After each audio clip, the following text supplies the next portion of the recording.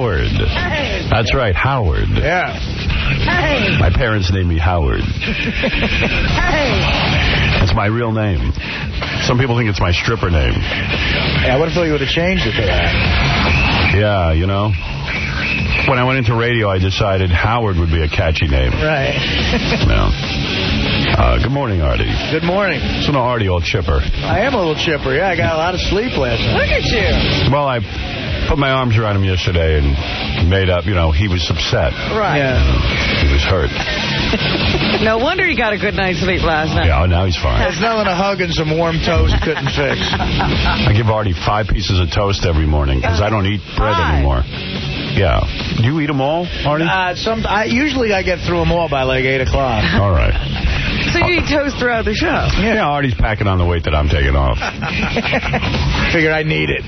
Very impressive. Yeah. Good morning, Robin. Time for a big show. We really do have a big show today, and I've got a lot to talk about. I want to talk about a few things that are in the news. I have to clear up a couple of things because on previous shows we muck up stuff, so we use future shows to clear up any misunderstandings. That's what we do here. We're going to talk to a guy who danced for Britney Spears. He's a male stripper. Oh, wonderful. I was going to talk to you about that. That's right, Robin. And a special feature today, 2 women will come in here and make out with Beetlejuice for prizes. What? Howard Stern exclusive. Also, one of my favorite features, a big Playboy evaluation. We've met a couple of girls who want to be in Playboy. They want to be evaluated. It's always fun to hear the guys' opinions of the girls. Meet Mr. Metrex, one of our judges, Ralph, and Bill, the slow adult. That's right. They're the judges? Bill, the slow adult, is so excited. I ran into him by the elevator. I can imagine. He was like, hey, thank you. Well, the last time I saw him, he was like, I want to come up there again. Yeah, well, he's coming up. He is so into this. He loves the girls. Every day since his last appearance, he stops me and asks me when he's going to be on again. Matter of fact, talk to Casey. Bill, the slow adult, was nervous about his first appearance. It went well. He wants to come on again. He likes being on the show. Yeah. And it took us years to get him up here. And what's exciting for Bill, the slow adult, is that he has never in his entire life been in a position to judge women. Exactly. That's true. And have power over them. Well, neither have I.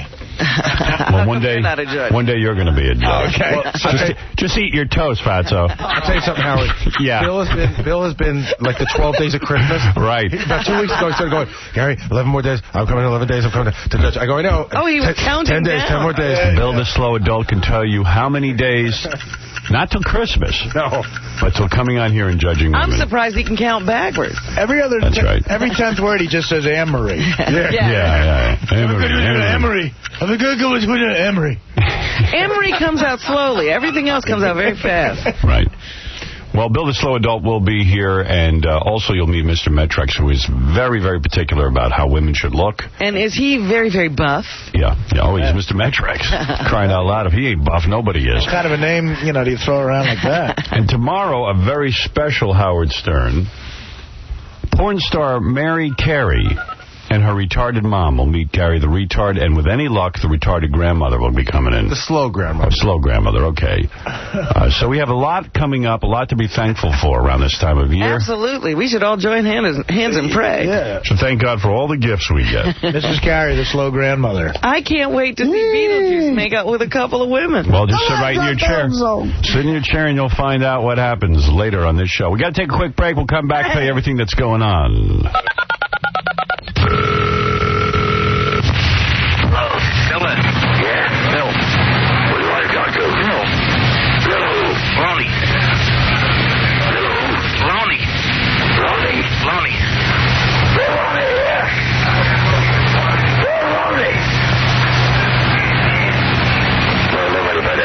Could you ask if Salani is there?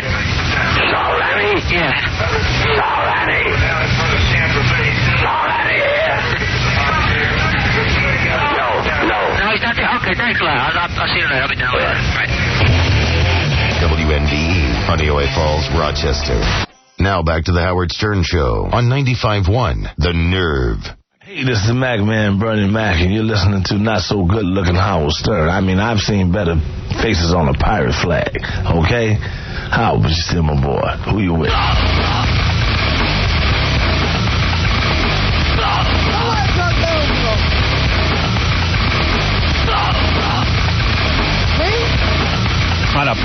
flag.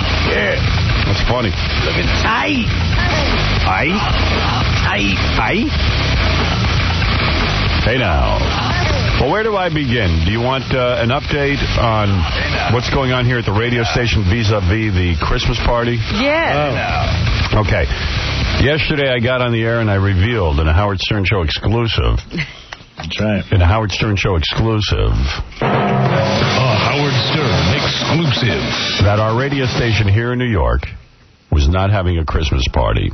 Can I tell you, all day long people were saying to me, we're having a Christmas party. Yeah. Why can't you guys have a Christmas party? I know. Well, it's so funny. So Tom lies.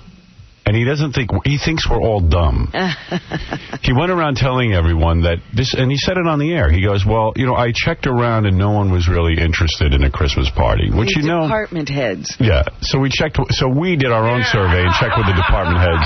And that so wasn't the case. In fact, a lot of department heads kind of said, let's even do it here at the radio station. So, the real reason that we're not having a Christmas party is that the economy is bad, and Tom felt this was a way for him to save money. Absolutely. And you know what? I wouldn't have a problem if Tom said, I'm not having a Christmas party this year because it's a belt-tightening year. Because we can't afford it. I don't mind honesty. I might disagree and say, hey, you can't disagree with honesty. If the guy doesn't have the money, he doesn't have the money. Or doesn't feel he has the money. So, but he always gets caught up in this ridiculousness. A cover-up. Yeah, because he thinks we're stupid. And I don't mean just me. He thinks everyone at the station is an idiot. He's pulling the wool over everybody's eyes. This is why he's a bad manager. You can't assume that the people under you are that stupid.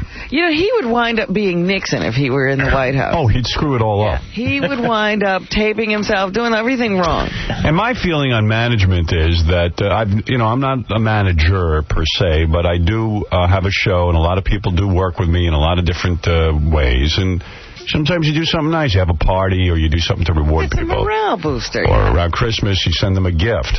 Something really nice. If you're really good, you give them a bonus. Well, forget that. Yeah, how about Not that? Around here. I do that, but I don't think Tom does. Yeah, I don't know that that's happening here. So anyway, so Tom canceled the Christmas party. Based on the fact that none of the department heads wanted it, which is a total fabrication and lie.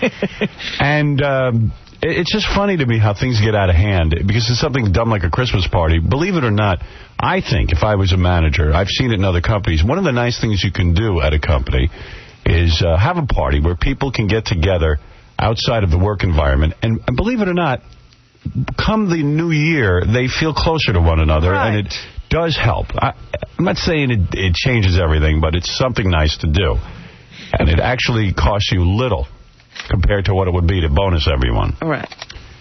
And everyone has been told all along here at the company that, listen, we don't give out bonuses, but what we do is throw a really nice Christmas party, and that's your bonus. Which, again, rubs you the wrong way, but at least we bought into that. And they give you a turkey at Thanksgiving. That's right. That's your other bonus. That's right. Yeah. So, did the turkeys come this year?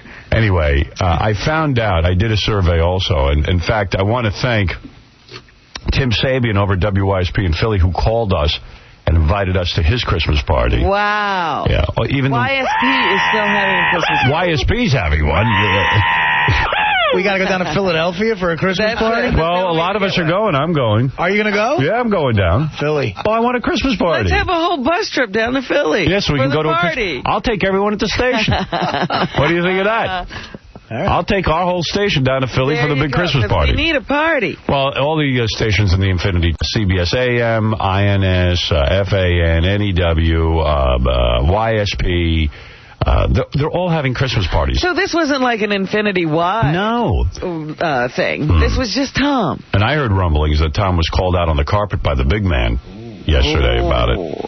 To find out what's going on. Maybe there will be a party. Well, I think it's a little late at this point. I think it's the moment's lost. Well, it really is interesting because the party was planned. Everything was in place. I know. Tom killed the party. So instead of... nobody came to him and said, we don't want to have a party. Yeah. Right. Tom Humbug. Right. Yeah, Tom killed the party on his own. And that's it. Stuttering John wants to put fuel on the fire. There's a surprise. Well, what's sad is that Tom throws the department heads under the truck. You know what I mean? Because he's blaming them. Meanwhile, like, they're people who, who now work under them are thinking it was them now who said that there was a problem. And meanwhile, it wasn't them, because they... There you go. And John, by the way, I sent him out to do the survey of all the department heads. And John came back and reported to me he did a good job. I know as a fact some department heads weren't even consulted. And the ones that were did not give the response that Tom said that they did on the radio. Right. So Tom questioned my credibility, but meanwhile Tom apparently was lying about it. All right, here is Tom Chiusano. Tom, in all fairness, we have to give you time to rebut. Excuse me? There are a lot of accusations on the table. Yeah, a lot of accusations. The one that I really reject is the one about being a liar. I know. You hate that. You hate being called a liar. I know that. Yeah, I know, because I'm lying. not. That's a lie. Tom, I did a survey of all the department heads. It turns out that a lot of them weren't consulted, and also the ones that were didn't necessarily agree with the cancellation of the Christmas party. I would love to know which department heads you talked to that I didn't. No. I know all the department heads. And I will not betray all of them. I will not betray them. I had a secret meeting. Yeah, why ruin a good story that you can fabricate with the truth? Tom, wait a minute, I have a question. The real truth is the party was canceled because of financial concerns. No, absolutely not. That is absolutely not the case. I say you're lying. I'll tell you why. Because the party wasn't going to cost us cash. We were able to barter or trade for the party. Oh. So it wasn't a matter of cash. Yeah, but it is cash. You don't want to give up inventory. Why did he conduct a survey to find out if people were into the party? I tell you, I hate this hands-free thing. I'm not getting a ticket. What did he say? I don't know. He said, I hate the hands-free thing, but I'm not getting a ticket. Oh. The hands-free thing. Yeah. Oh, yeah. I can hardly hear Tom. I know. But why did you conduct a survey? What? Why did I conduct a survey? Because I wanted to know what the people at the station thought before I made a decision. I figured I'd get some input. So you were planning to cancel the party? No, Robin. I was not planning to cancel the party. I was planning on a party, and then I wanted to make sure that if we did the party, that was what the people wanted. Well, in my survey, I found that everyone... When did you do this survey? On September 12th? Because according to the people that we surveyed, all the department heads... They say it didn't happen that way. Hey, Howard, can I say something? Yeah. Not only did I talk to some of these people, Fred also talked to some of them. And Fred, am I lying, Fred? I only was privy to one conversation, but it appears to go contrary to what Mr. Chiusano was saying. Right. Thank you. Aha! No disrespect to Tom. But don't give out the department head's name under any situation, because Tom will fire them. Yes. John was talking to was probably the Department of Idiots. You might be right. Hey, in fact, I personally spoke to one... I think that's the one he answers to. You hired him. I personally spoke to an employee. I'm not going to say whether male or female. Ran into them in the elevator. I said, you're a department head, aren't you? And they said, yes. They said, were you consulted on this? I said, absolutely not. Never. Tom, this is looking bad for you. And then he just said, Emery. You know what's weird? Like, Tom doesn't want to be called a liar, but he doesn't mind calling, us a liar, Well, you're all liars. Tom doesn't lie. And then I heard you got called out on the carpet. I wasn't on any carpets yesterday. Are we having a party? The answer is no. Oh. Did you know that? Did you know? Well, actually, we are. I mean, but we're going to have a party on the 21st. At the station, a lunch and all of that kind of stuff. Oh, so you're going to hand out cake? Did you know? Yeah, that's always fun. Did you know that every station? I know that. No, that's not true. I know that every station is not having a party. Well, YSP's having one. We're invited, and I'm going to work out. I'm going to try and get a bus together so we can all go down to Philly and go to the Christmas party. We got to celebrate. I'm not doing it to be funny. I'm doing it because people want a party, right. And Tim Sabian has been nice enough to invite all of us. Do we know what day that is? I don't have the day of the YSP party. Doesn't a party boost station? Of course, it's a million reasons to have a party.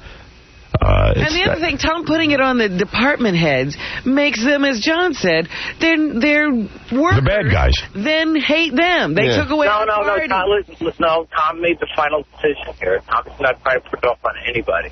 Right. A day later. Yeah, right. Tom. Tom comes up to him and goes, I don't want anybody here into a Christmas party this year? And they're like... You don't want to have a Christmas party, do you? He probably talked to, one guy. Yeah. I know how Tom operates. Because I've spoken to a bunch of people who said they were never consulted. Yeah. oh, you know what? Sean's on the phone. He's the owner of Spa Nightclub. I could probably put together a Christmas party. Ooh. I got to go before I have an accident. Yeah, good. Don't have an accident. Everyone would be really upset. All right, Tom. You'd be very upset. By the way, I thought, after the whole cancer scare with you and everything, I thought... You can't drive hands-free. I thought the Grinch thing would certainly, ease up. Ease up. Like, wow, I got a lease on life. Maybe I'll do something nice for my staff. No, I have 2 words for you. Go ahead. Bah humbug. I see. Yeah. Howard, I know that one of the, a station head in the station has been calling Tom Scrooge. Yeah. Well, of course. He also is just, this just misses the mark so badly for him. Let me see if I can't put together something. Sean, hi. Hey, what's up, Howard? How you own Spa? That's a great place. I don't own it. I'm a promoter there. But I make my living over there. So, yeah, you want to have a Christmas party? I can hook this up. Really? All right, I'll get in touch with you. We might be going down to Philly for our Christmas party. Yeah, we might have to leave town. Wednesday night, I got Gene Simmons in here. Oh, you're kidding. You come down, party with Gene Simmons. Oh, Gene Simmons? The real Gene Simmons? We can party with Gene Simmons. Release party. You're telling me we could party with Gene Simmons? Let me get this straight. Like Gene could be at our Christmas party? The next call this guy makes is, Gene, you can party with Howard Stern. No, it's true, man. He's a promoter. All right, Sean, thank you. No. Hey, Howard. Yo, listen, tell all your audience, man, to go buy the new Toilet Boys record. Okay, Sean, thank you for slowing my show down. Yeah. Hey, Howard, how much could a Christmas party cost? Well, Tommy traded it all out. It wasn't going to cost anything. Well, I know, I don't know how he trades it out. We could have got it for the Beatles' White Album. I think that... signed by somebody. I mean, I know that a party like that with food and service could run about, if you get really good food, it could run you $100, $125 a person for food, and China service and everything else will run you about $8 a person. Wait, I'll give me the calculator. I'll tally it up. $125 a person. How many people would you say are there? 60, maybe? Yeah. About 60 people. 60? Yeah. All right, 60 people. That's about 12,500. Put another $8 on there. You got another $4,000. 12,500. Let's see, 13, 40, 56. I'm gonna guess about, now, this is not even, since he gets the Hard Rock for a trade-out. A rough estimate. I would say, give me a second, 15, and you get sorted, let's say a little entertainment, $4,000 there, 15, 16, 17, 18, 19. Then the waiter, each waiter gets about, and you got to give him a tip. It's going to run you about $25,000 to $30,000. So let me ask you. Is that all? Yep. Is it crazy? More than that. Is it crazy to think that just maybe like if it is a financial constraint, that that Tom just say, you know what, I'm going to just pay it out of my pocket for. Is that crazy? You think? Yeah, that's crazy. That's crazy. That's crazy. Why would he do that? What, does he want to bankrupt himself? 30 G's. 30 G's, I mean, that's a lot of money. That's not an easy thing to cough up. Yeah, that's after-tax dollars. I mean, at that point, I would say to Tom, if you're going to take 30 G's out of his pocket, give it to charity. I wouldn't expect him to give it to us. No, I think he should give it to us. I mean, all this charity is nonsense. It's like, I always let people, a charity. Give to the people who work for you. Well, there was a funny discussion about the possibility that if, we weren't going to do the party because no one was in the mood, maybe some sort of contribution should be made to say, hey, because of what happened on September 11th, we're not in the mood, so we're just going to take the money this year and do something else with it. But wasn't Tom was just keeping the money. Yeah. All right, let's move on. Begins at home. I'm not sure that anybody cares about our Christmas party anyway, but I thought it was kind of interesting. Well, it did. I tell you, there was a lot of interest out there on the street. People were saying, you guys aren't having a party? Yeah, it just made us sound... Well, Tom is right. The times are tough, supposedly. Business might be off. But the fact of the matter is there's many years of business is unbelievably booming and great, to the point that this company was able to merge with CBS, and it's a huge company. It's $1 billion empire. People have to work harder in tough times. They do. It's listen, if it was a complete depression, we're in a recession, supposedly. I agree that we are. The president says we are. It's not an easy thing for him to admit. Yeah. And the thing is that why not do the party? The company does have money. It's not the worst thing in the world to do. And I wonder, does a station like WYSP fall on any less times than us? Probably the Philadelphia market's much harder. And Howard, let me ask you, I know a lot of people are afraid of Tom, so a lot of people are not going to come up and say anything, but people are very upset. I said, this is something that could rejuvenate us, get us into a good mood. All right, enough of that. We know a party would be nice, but you know what? You're not going to fall apart without one. Sure. You'll be fine. There's plenty of parties to go to. You'll sit there and drink beer at your house. It'll be the same experience. I mean, for God's sakes. I mean, I have a guy on the phone who'll pay the 25 G's for the Christmas party. Wow. That's cool. And he'd put up the money. But I'm not going to ask him to do that. I don't think that's right. No. Tom says we're not having a party. Ryan, thank you, though, for putting up the money. No problem, Howard. I can't believe that cheap bastard Tom won't do it. Right. Especially being that, like you said, it's a cancellation of the Christmas bonus. That's like saying, guess what? You ain't getting a bonus. Right. You know what I mean? Somebody... Artie could bet that and win that and pay for the party also. That's right. That's one good night. All right. Thanks, Ryan. Hey, I got an estimated kill real quick for Artie. Go ahead. Cocaine dealer, a prostitute, and a bartender. Cocaine dealer, prostitute, and a bartender. Kill the coke dealer. Why? Because I just don't need that around anymore.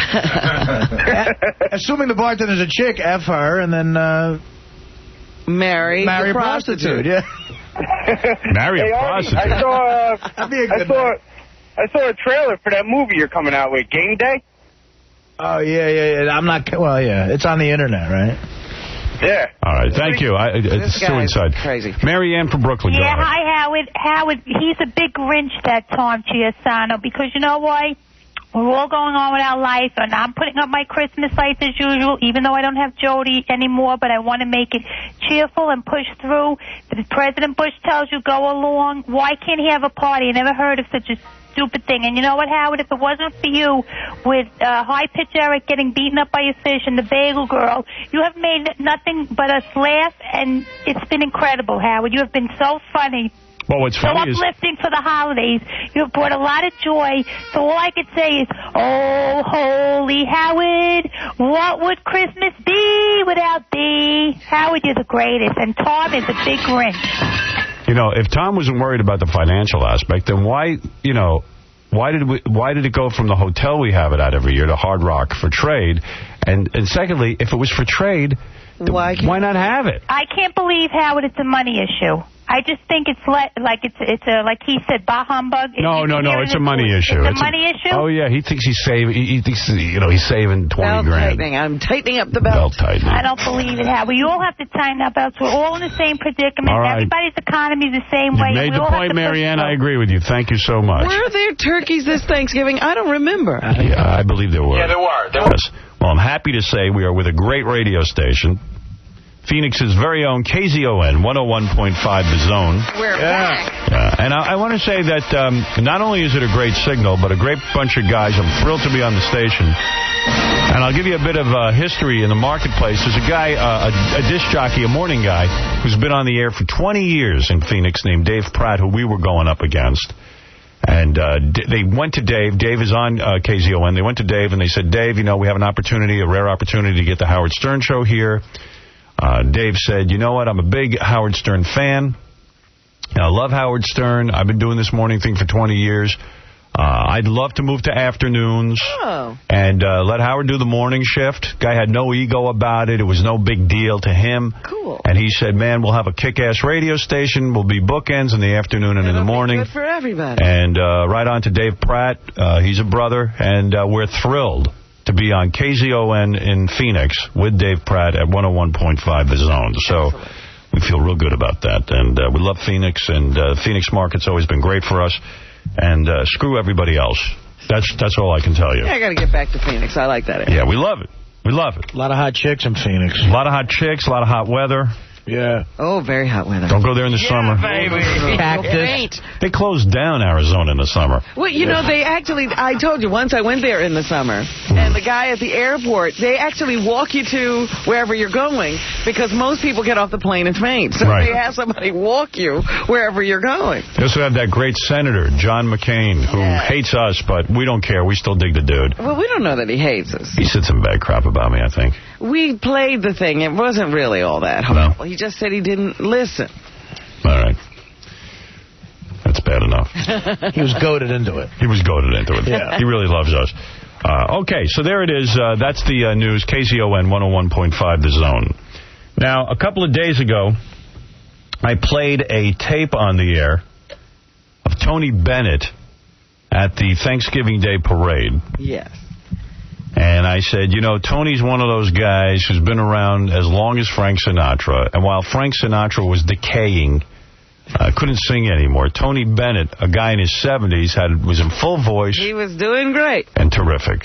I said, but I think there's a crack in the armor. Tony did a song at the Thanksgiving Day Parade, and it sounded horrible.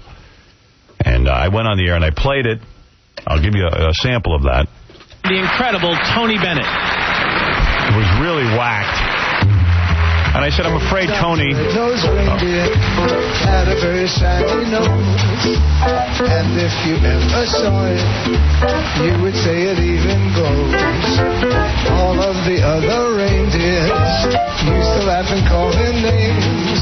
They never let poor Rudolph join in any reindeer games. Then one cloudy Christmas Eve, Santa came to say, Rudolph, with your nose so bright, won't you slide this way tonight?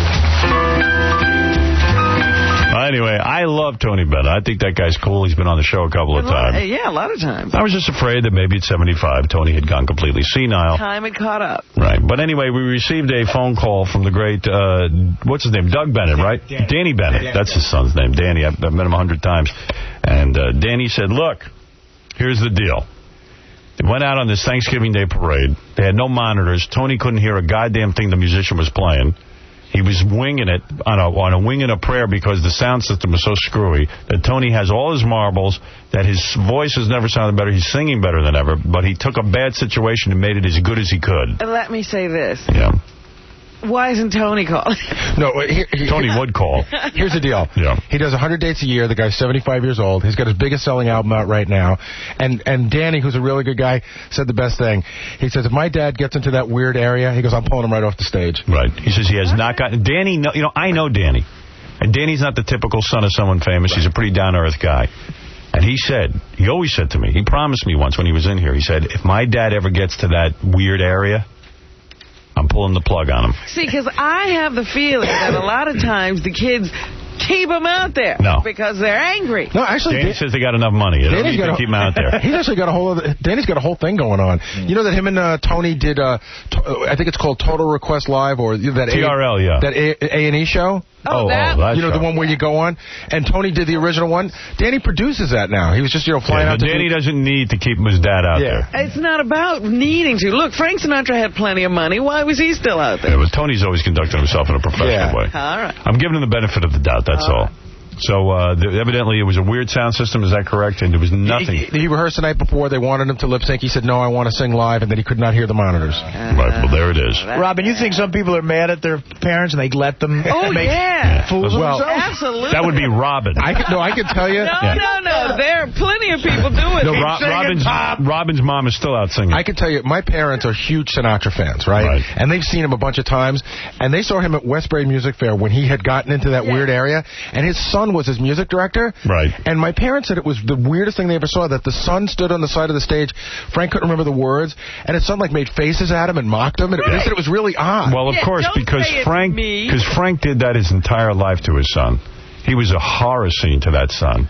Well, they said that Frank was cracking jokes about the son, and the son was making, hand gestures behind him and goofing on him. Yeah, well, of course. She hated him, I would guess. It does happen.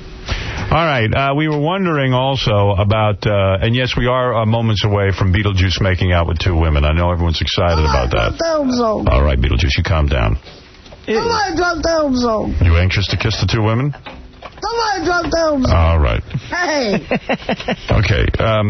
So anyway, before we get to the Beetlejuice thing, I was talking about this Mick Jagger CD. There's a new Mick Jagger CD out, and the sales are so bad.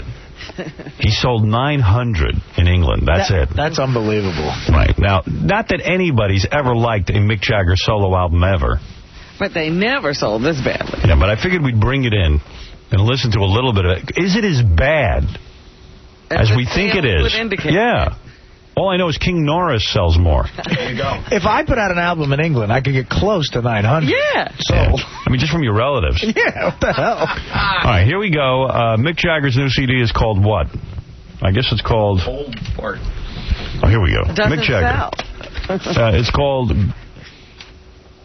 Something Through the Doorway. Goddess in the Doorway. Goddess in the Doorway. The writing on it is so bad you can't even read what it says. Maybe that's why people aren't buying it. And he has a sexy pose with himself on a guitar. And you know, I saw him actually on the, I think it was the VH1 Music Awards. He was the only guy who came out and did one of his new songs with Lenny Kravitz, and it was really bad. You know, nobody wanted to hear that. They just want to see Satisfaction and get him off the stage. All right, let's give it a listen. Let's go through it. Maybe it's not as bad as we think it is. That's not so bad. I just sort of like it. Yeah, That's me a good too. song. See, sometimes an album gets a bad rap. Well, let's hear something else. Maybe there's only one good song. I was afraid that he was going to try to, like, you know, get into the whole Britney Spears, like, try to make himself current. Baby. Bono, wasn't that Fred? No, it's Mick Jagger. I think that's Mick Jagger, but I don't think it's a good idea for him to sing that high. No, I thought there was a I like it. I don't think it's bad.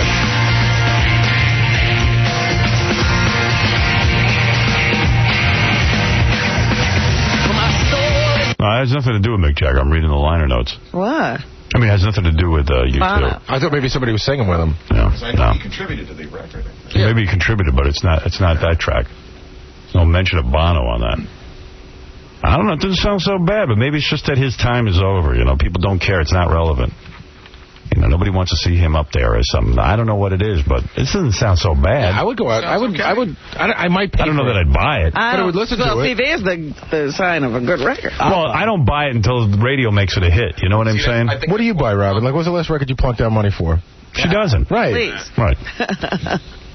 That's like some buddy of mine yesterday was saying he went to some concert, and this other guy standing there and goes, oh, I can't believe you went to that concert. He goes, well, when's the last time you went to? What music are you into? And then you ask someone to name the music they're into? They can't.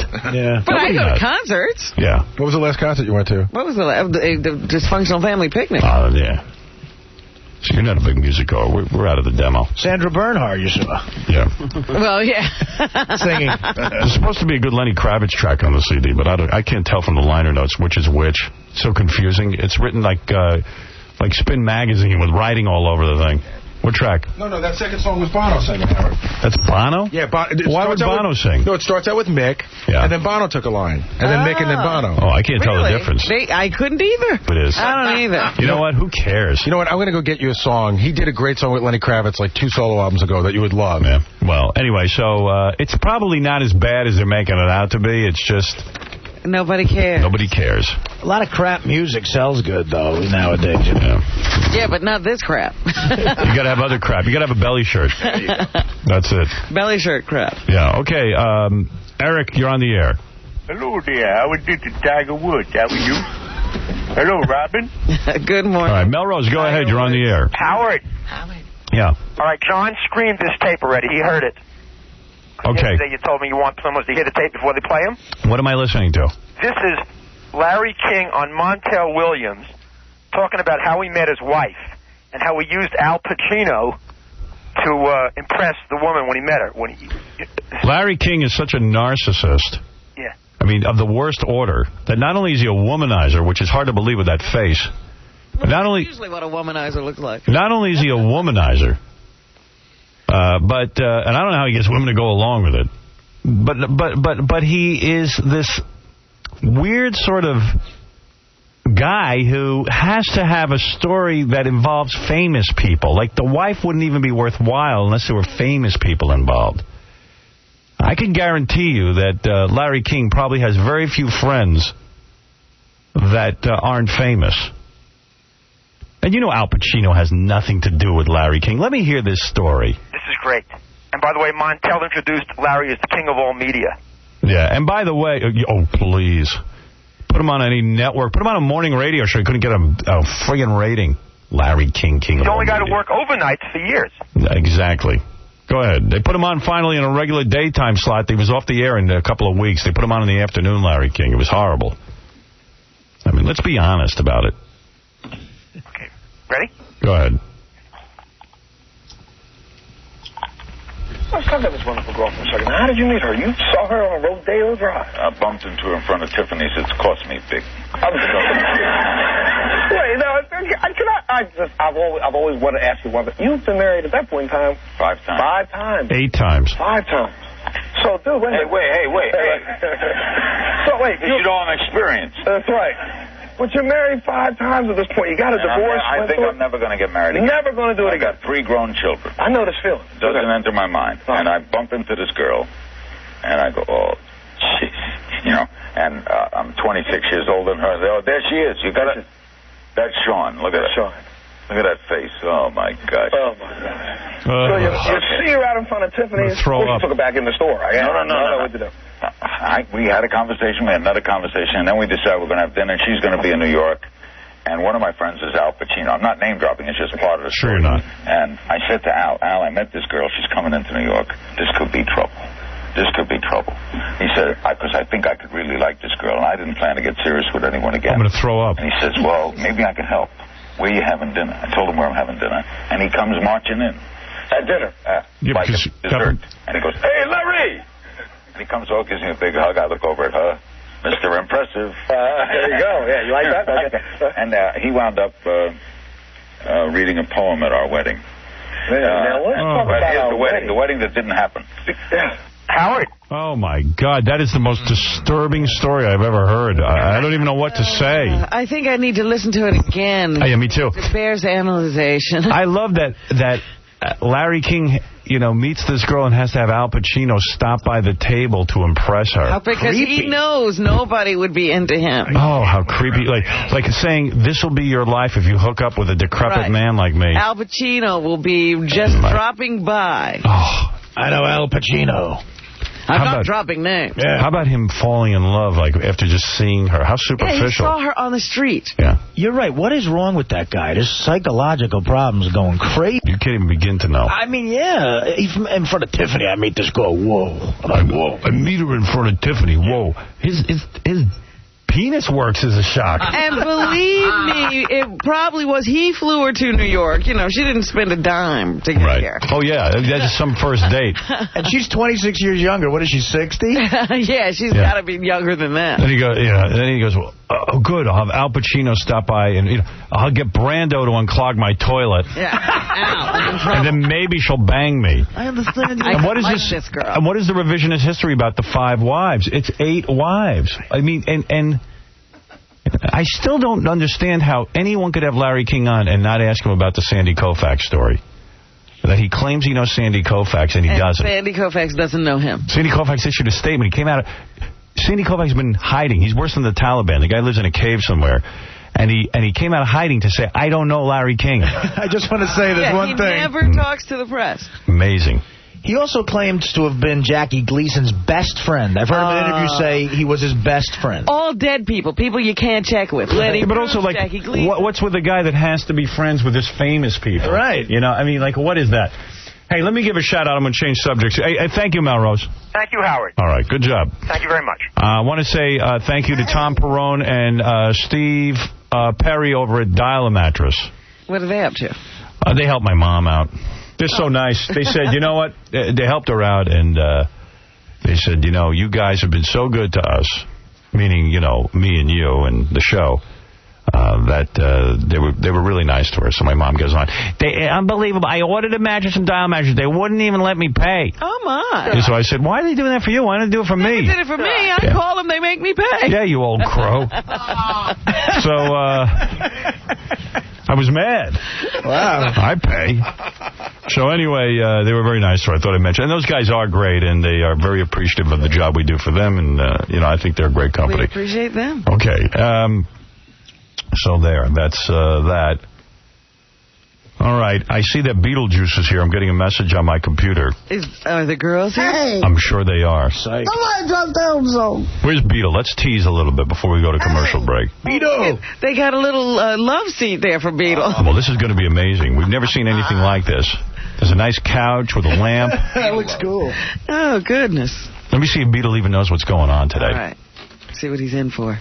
The great Beetlejuice is coming in. Today we have two women who are going to compete to see who can make out with Beetlejuice more enthusiastically. The winner will get the prize of their dreams. And here he is, ladies and gentlemen, dressed in Christmas outfit, is the great Beetlejuice. One of Santa's helpers. One of Santa's helpers. He's wearing Santa hat. And he's wearing a kind of a court jester outfit with green and red and all the festive colors. What's up? Beetle, you're really in the Christmas spirit. It's great to see. After the attacks of September 11th, you put cheer into everyone's heart, don't you? Sure I do. Yeah. Beetle, do you know what's going on today? Did anybody inform you? Nah. All right, let me tell you because I think you're going to like this. There are two women who are going to come in here today. They both want huge presents for Christmas. One of them wants breast implants. I don't even know what the other one wants. But we told them we'd make their dream come true. Whoever makes out with Beetlejuice better. So your job today is to make out with these two women. Sure. You like that? No problem. All right, we're going to see what happens. Does he understand make out? What is making out? That's me making love. That's me making out. Okay, all right. You know, kissing and stuff. Oh, something like that. Right. Yeah. We're smelling sardines. What? Would you say that? Would you say that, Beat? About sardines? You devil. They're smelly like sardines, these girls, huh? He's got something on his mind. Oh, you know. He says, you said something like kissing. He said, oh, smelling sardines. Yeah. Hey, Beetle, I don't mean kissing the sardine smell. And Beetle, you haven't brushed your teeth today, have you? Me? No. Good, okay. Never do. Can't wait to see those girls kiss you. Good. Oh, yeah. Yeah. All right, Beetle, I love what you're wearing. I think you're going to put cheer into everyone's heart. It is the holiday season. That's right, Beetle. So we'll be back right after these words. Hey! Let's listen to the very dead comedian Sam Kinison being confronted by the very hairy Ronnie the limo driver. Why'd I call the show yesterday? You called the show yesterday? Because I would desperately like to work out the thing with John and Howard. Rascals, right? What? You couldn't sell out your appearance at Rascals, so you called Rascals, my friend, is a warm-up for the gigs I really have to do, like Atlantic City next weekend. Right, yeah, here you go again, you see? You see? That's why you came on the show today, because my You think, wait a second, Ronnie, do you think Rascals is the level? Now, and you're going to come on and badmouth them because they can't hear you. Yeah, I'm going to come on and badmouth. That's right. They made you do it. They made you set him up. I haven't said any of that. Have I said that? They made you do it. Ronnie. There's Ronnie. What are you, sucking on exhaust fumes? Not at all. They made me do it. Rascals is my livelihood. Is this what we're talking about here? You're going to say that they made you set him up, you know, and everything else, and Howard, I didn't really... Ronnie, did you hear the show when I called up and said I made a big mistake? It was my fault. I was out of line. I didn't know it would blow up to be this kind of a crisis. Did you hear that show? It's part of the routine. Part of the routine. Part of the routine. Well, you check your tank and see if you need to fill up. You think that Sam is not sincere, Ronnie? Not at all. Thanks to Ronnie, the limo driver and philosopher, from your friends at the Howard Stern Show. WNDE, Honeoye Falls, Rochester. Now back to the Howard Stern Show on 95.1 The Nerve. Yo, I'm drinking because it's Christmas. When it's not Christmas, I drink so much that you'll get confused and think it's Christmas. So, you. Hey, Beetle, it sounds like Hank's still here. Hey! I think he's alive. You're just bummed out, Beetle. Did you get bummed out again? Are you all right, Beetle? Yeah, I'm okay. Oh, you're okay. All right. I don't want you to get all emotional on me. I just noticed the look on his face when he heard Hank's voice. Yeah, well, Beetle's in a lot better condition than Hank. Long live Beetlejuice. Right, man. Right, Beetle? Get close to that microphone. I don't want to miss a scary word. All right. All right. Hey, Beetle, what have you been up to lately, by the way, before we start this incredible contest? I've been doing a couple of things. Yeah. What have you been up to? Movies, television appearances? What have you been doing? Working nonstop. What do you do? A lot of club appearances? Oh, something like that. Yeah, working on the computers or something. Doing a new You're stand-up? doing the computer thing. Yeah. You're into computers now? Yeah. Yeah, I didn't know that. Say hi to Sarah. You'll be working on her. Hi, Sarah. How does she look, Howard? She's a beautiful girl. She really went all out for Beetlejuice. She was just all over him, and I believe that she did deserve the win, but there's a lot of controversy in the studio. How's the rest of her figure look? How's the rest of your figure? Stand up for a second. Let's take a look. Very thin. Thin? She's good? How's your ass? Let me see what she's... Oh, she looks nice. Yeah. I don't think that she needs implants. I don't either. No, she doesn't need them. She didn't look like she needed it. With the shirt on, it looks like she needs it, but with the shirt off, it doesn't look Sarah, let me see your boobs for a second, if you don't mind. Let me see them. Let me see those things. Yeah, they're tiny. They're not that tiny. They're sweet. They're little. I know the problem. They're in proportion to the rest of her body. Yeah, she looks good. Have those awful she sounds like she'd do better with smaller implants. Yeah, Dr. Clabber, don't go too big on her. Yeah, she says she only wants to be a C. Yeah, a C. Talk to Sarah because, they put a lot of pressure on me. All right, Sarah, don't go more than a C. That's all I want. All right, good. All right. That's a trend now, too, smaller implants. Yeah. I'm getting very small ones for myself. Dr. Calabro, thank you so much. Go to southcalabro.com. Thanks, Dr. Calabro. Dominic Barber wants to say something. Yes, Dominic. In the Christmas spirit, and because this pregnant girl did so much, I'll pay $500 for Sarah to get new clothing if they both do a threesome for him right now, for the little man, for his Christmas. I'll be quiet. Stop inventing contests. Dominic's always calling up with some weird perversion. He's got to get in on it. He always has to get in on it. Girls, I want to thank you. I think you all did well. That was amazing. Beetlejuice, you owe me big time. I owe you big time, dude. You do. Don't worry, I'll get you. Don't worry. All right, you take care of me, will you? Don't worry, I'll take care of you. Don't forget who your bro is. Who's your bro? You are. Right, don't forget your bro. I won't forget you.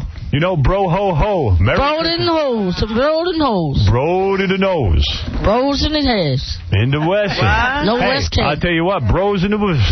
Bros in the West. Right. And that's what I always say. Hey, Howard? Yes. Is Beetle leaving now, or is he going to stay for a while? I don't know. I know, because there's a guy on line one. It says something really weird about... Oh, he's a little weird. Who want to talk to him? Let me see. Roy, go ahead. You're on the air, line one. What is it, Roy? Hello? Yeah. Howard? Yes. What's happening? Well, come on. Talk to me quick. I'm talking to you. Listen, we had a party the other night, and Beetle was there, and the party was amazing. I mean, the guy was incredible. We had a great time. It was about 30 of us. At the end, though, they were feeding him this stuff to make him puke, to induce vomiting, this syrup of Epicat. Oh, really? Yeah, do you condone that, Howard? I don't know anything about it. I condone it. I don't think you should. Do you take stuff to make you vomit at the end of the night? No, it could be, but you don't even know. Well, who was giving him stuff to make him vomit? Come on, Howard. How could you even ask a question like that? Nah, he doesn't know what planet he's on right now. According to Roy, Beetle's manager gives him... Let me ask, is Sean here? Yeah. Ask Sean if Beetle, have you been throwing up at the end of these parties? Oh, a couple. Yeah. Oh, so do you take a special drug to make you vomit? Nah. No. He says he doesn't do that. Sean, is it true you give Beetlejuice drugs to make him vomit at the end of a party? Not at all. There was one time we did it, and it was Joey Boots' idea. He brought it. Yeah. And these guys were real boring. So at the end, Joey Boots put a little thing in his drink and made him throw up on a table. Oh, so that one time was that night then at the party? Yeah. Because the party was so lame. Oh, that was this party we were at Saturday night? Yeah. Saturday night. This Saturday night. Oh, so you had to spruce up the party? This Saturday night was a lame party. I got to tell you, Howard, I got pictures of the party. You should see how happening the party was. But why give Beetlejuice something to make him throw up? No, it was Joey Boots' idea. I had nothing to do with it. Oh, I see. You weren't in on it. Well, once he brought the idea up, I went in on it, yeah. Right. If I could say I didn't bring that. I don't think it's a good idea to give Beetlejuice anything to make him throw up. Okay. That's my opinion. Really, why would you agree to something like that? Yeah, you have to watch out for Beetlejuice. No, I do watch out for him. He told me he does it all the time. Who? Joey. Maybe Joey do it, but I don't know why Joey brings the whole thing. He brought the little bottle, and he told me... Well, I told him not to. But Lester knew. He knew what was going on. He was in on it. Lester, he knows I was on it, so he knows not to bring it. Next time he don't not bring it. You don't want that again. Nah. No, but he did know that what we were doing. We told him before we did it. I know what y'all was doing anyway, so I already know. So I know Joey Booty think he's slick, but he ain't going to get slick this time. You know that. Right. Yeah, I don't think you should take that stuff, Beetle. Oh, don't worry. I ain't going to take it. Not this time, I won't. All right. This time, I'm going to give it to him this time. I It's my turn to do it to him. Yeah, let Joey Boots If throw Joey up. Boots wants to throw up, let him throw up. Yeah, I'm going to give it to him. I'm going to give it to him this time. Look at the characters we're involved with. It's my turn to do it. But we have it on tape anyway. You do have the throwing up on tape. Oh, yeah, I'm going to get him this time. The next time, I'm going to get him. Because that's dangerous stuff to mess around with. I didn't know that was dangerous. Right. Yeah, well, I'm going to give him this time. Drink it. The way he did it to me, I'm going to do it to him. So, Beetle, you were upset by this. Oh, yeah. Oh, yeah. Definitely. The guy couldn't even think afterwards. Come on. Really? He can't think right now. Oh, I don't have to think. You don't need to think, right, Beetle? I don't have to think. I know everything he do. There you go. Still suffering from the effects. Yeah, it upset him. Well, don't do that. I won't do it again. All right. I had no idea it was bad for you. Yeah, don't do Plus, that. I wouldn't have did it to him. Hey, Howard, listen, there was a couple of girls at the party that want to come down to the studio. Can we bring them down? No, leave them home. I don't want to know those girls. Sean didn't know that was Hey, if you saw these girls, you wouldn't want to leave them home. All right, thank you. I'm worried now what else Sean doesn't know is dangerous. Sean, let me make a list of things that are dangerous. Yeah, you got to be careful with Beetle. I didn't know that was dangerous. All right, it's stuff to make you vomit. Yeah. I know what it is. It's not his fault. Joey Boots brought it. He thought it would be a funny idea. Yeah, right. And, he's a riot. And the party was like older couples, like 35, 40. And it wasn't a bachelor party. It was a dinner. Oh, I see. Throwing up at the dinner was. And he threw up on the table. Oh, and Joey Boots is a liar. Joey Boots said that Joey Slippers or whatever his name is. Yeah. He said that it cleans out your system and it'd be good for Beetle. And he fed him a big meal and he thought that he wanted the guy to puke all over his wife or something. That's the real story. Joey Boots is just a huge liar. Joey Boots is the guy that said that I got locked up on a plane or something like that, right? Right. I never got locked up on a plane. They just wouldn't let me on a plane because I was drunk. Yeah, Bob, you're on the air. Yeah, how you doing, man? What's up with Beetlejuice? Did he go to school or something? This guy's, like, smart today. I don't understand. Beetle, you sound very smart today. Yeah, I'm smart. Well, I'm smarter than you. Everything you ask this guy, he knows today. I don't know what the deal is. If it's all an act, what's going on? I don't know, man. This guy is smart today. Well, maybe he's smart. Maybe he's like the movie Charlie. Did you take a? Am I right? Do you understand? Do you feel me right on this one? Yeah, maybe. Well, if I don't feel like it, I probably don't. Yeah, I mean, these guys are giving him stuff at a party you don't want to take. Don't give it to him, man. Beetle, don't let take that from you, man. You know what my theory is? Poontang makes him smart. These two bros, his head is spinning, and he knows exactly what's going on. I'm telling you, it's scary. You don't even know. Hey, Beetle, impress this guy. What's 3 times 2? 25. Exactly. There you go. Beetle, come on, Maron. He just got a Bronsky lobotomy. Yeah, Double A, you're on the air. Hey, Howard, what's going on? Hey. As great as you are at play-by-play, I need to see this on the E! Show. How can we get this? I got to admit. If you play that on the E! Show, it's going to be your mouth. I screwed up the play-by-play. Keep talking while that was going on. I don't know how to do play-by-play. I did the best I could, but next time I'm bringing in an expert like Al Michaels. Amazing. Yeah, but when can we see this on the E! Show, man? Well, I'm going to turn to the beautiful Robin Rosinski, the newly appointed executive producer, and find out when this will be on the E! Show. I need to see it soon, man. This sounds like a great segment over there. Oh, it's amazing. Hey, just tell that girl that has that baby in the stomach to abort the baby, man. Right now. Something's going to happen bad to that kid. Robin Rosinski, when will the fans be seeing this? You know what? The best I can do is to tell you that it'll be on soon. It's going to take a lot of editing, adding in gratuitous shots. And editing in gratuitous shots.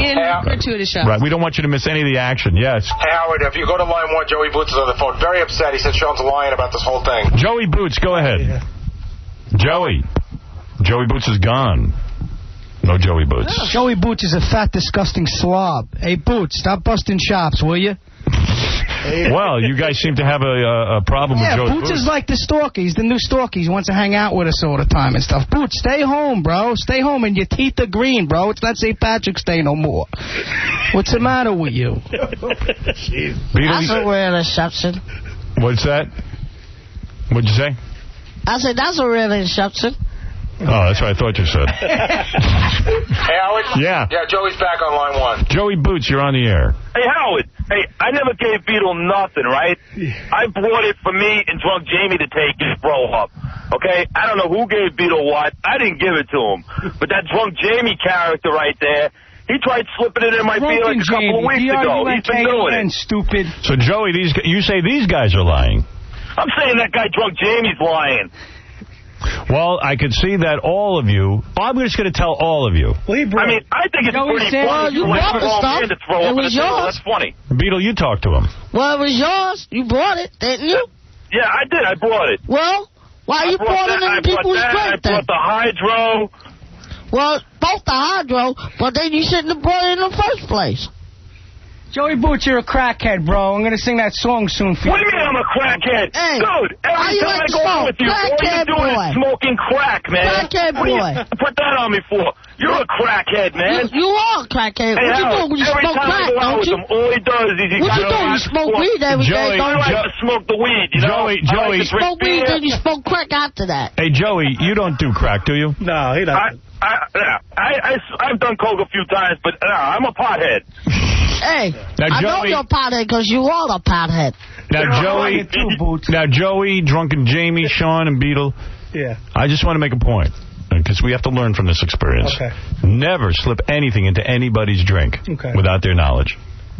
And don't slip anything into Beetle's drink with his knowledge. Yeah, because Beetle don't know anything. Right, Beetle? I don't know anything. Right. Next time you do it, I'm going to do it to you. And Boots, why are you lying to America saying I got locked up in California? That's a lie. What are you getting, like the stalker? No, actually, I look like Beetlejuice that I didn't get weekend, locked up. Come and on, they told me you got locked up that weekend. Hey, you probably told me. You're all just jealous because you ain't nobody and you're never going to be nobody, man. Hey, you ain't nobody either, so what did you say? I ain't, and I don't claim to be anybody. You ain't nobody. Jamie running around. Hey, look at you. You running around with your hair standing up. You ain't got no girlfriend. Why are you saying it? Yeah, Joey, you don't have a girlfriend. What are you, jealous? You're jealous that he's here with 2 girls. That he's with 2 girls? Oh, I'm always jealous of him. Sometimes he's got 3 or 4 of them. I wish I could. Right. I don't think so. But this guy drunk Jamie right there. Next time I see him, I'm going to beat his ass. He'll probably crack you. Dude, remember that last beer you drank? All right, listen. Who pulled the beer in the back of your head? I peed in your beer. What is that? What is that? You wait a second, Joey. You urinated in Drunken Jamie's beer? That's right. Oh, you're a liar. You're just trying to get airtime. You know that when you were sleeping, you fall asleep all the time. And I peed all over your back. And you smell like garbage. All right. Well, listen. Crackhead. Wow. Have a nice day, pal. Right. Are you guys friends now again? Is everyone all made up? Joey's cool. All right. I love Sean. I love Beetle. It's Drunken Jamie I hate. All right. Well, yeah, they don't love you. You're not hanging out with us no more, Boots. Never again. Who are you to say that? You ain't nobody, man. You're fired. You're fired. No, you're fired. Beetle, you firing him? My Christmas card list, Beetle. Yeah, you put you on the Christmas list and you're fired. All right. Thank you, Beetle. And thank you, Joey Boots. Yeah. You're done. All right, one last phone call for the great Beetlejuice and Christy and Sarah. Sarah just won breast implants. Christy, we at least mentioned your boyfriend, your husband's band. Thanks so much for that, Howard. Yeah, no problem. Beetle, one last call for you. John, go ahead. Hey, Howard, big fan, Johnny Mo. I just want to compliment Radzinski on the show last night. It was good. Yes. Anyway, Beetlejuice, man, what's your problem? What's your problem? Yo, man, why you got to do that? What's up? What's up? What are you going to do? I don't know, man. That ain't right. I don't think that's right, man. What's your problem, What you going to do? I'm going to come down there and show you something. You ain't got nothing else to do, buddy, because I knocked you out right there, buddy. I'll be right on 57th, man. Yeah, I don't care if you're on 57. No problem. I'll go right in the back. I'm on 53rd. What you going to do about it, pal? I don't think you're tough enough. Yeah, you don't know nothing, man. You don't know nothing. All right. What's 2 plus 2? What's 2 plus 2 is 7, boy. All right. That's some. At least you know something. All right, maybe I'll back off a little bit. Beetle, why are you fighting with this guy? What are you fighting about? He can't deal with it. Yeah, man, he don't know nothing. You don't know nothing. I know more than you, chump. I'll be down there in 10 minutes, man. Yeah, okay. Well, by the time you get down there, I'll be gone by the time you get down there. Yo, man, how much you weigh? You ain't nothing. I weigh more than you. Yeah, I weigh 250. What do you weigh, I don't chump? think so, man. I don't think so. I don't think so either. I don't think you're tough enough. Yeah, man, you don't know nothing. Man. I know it a lot. I'll come down there and you'll be mine. Yeah, that's right. You're getting knocked out. Right. All right. Well, thank you. See you later, chump. All right, later, Hal. All right, later, John. John always argues with you. You can do it at a moment's notice. You can get Beetle going. I don't think so. I think he goes, Beetle, what are you going to do about it? Right, and immediately they're off into it. Don't even know what they're fighting about. Well, Beetle, once again, a great appearance from you, Sean, Drunken Jamie, everybody. It's great to see you. Go to jollydwarf.com. So much Beetlejuice information will make your head spin. Beetlejuice is also hoping to get his own clothing line. He's oh, my goodness. Much like Sean, John, or any of these guys, he's starting his own clothing line. Oh, you know it? Yeah, so if anybody's Pretty soon it's going to be happening. And also, congratulations on the new Beetlejuice talking doll that's going to be hitting the stores in January. Why not for Christmas, Sean? They didn't make the molds in time. Didn't make the molds in time. Well, Beetlejuice also. I'm sorry, brother. Go ahead. Beetlejuice wants to work with Shaquille O'Neal and Dennis Rodman. He wants to do a movie with them. You know. All right. Hey, who told you that? Sean. I didn't say that. Sean told me that, man. Sean didn't tell you that. Whoever told you that? You stupid. Well, I'm right. I'm stupid, but he'd love to work with Shaq, honestly. Yeah, who told you that? Johnny Bobo told me, but for real. Oh, Johnny Stain told you that? Yeah, Johnny Poop Stains. Yeah? Johnny Ropo?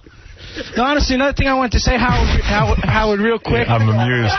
Yeah, go ahead. A lot of the high school and college kids are like emailing me, telling me that like Drunken Jamie's like their idol and stuff like that. I want them to know that it is show business, and what I'm doing is showing people how stupid you look when you drink irresponsibly. So you know, what I mean? I'm no dummy. You know what I mean? Suddenly, Drunken Jamie's politically correct. Right. Yeah. He's really correct. He's like Don Rickles. He drinks all night. Beetle, you don't like Drunken Jamie, do you? Oh, I like Drunken Jamie, but he's too drunk. Right. He's my best friend. All right.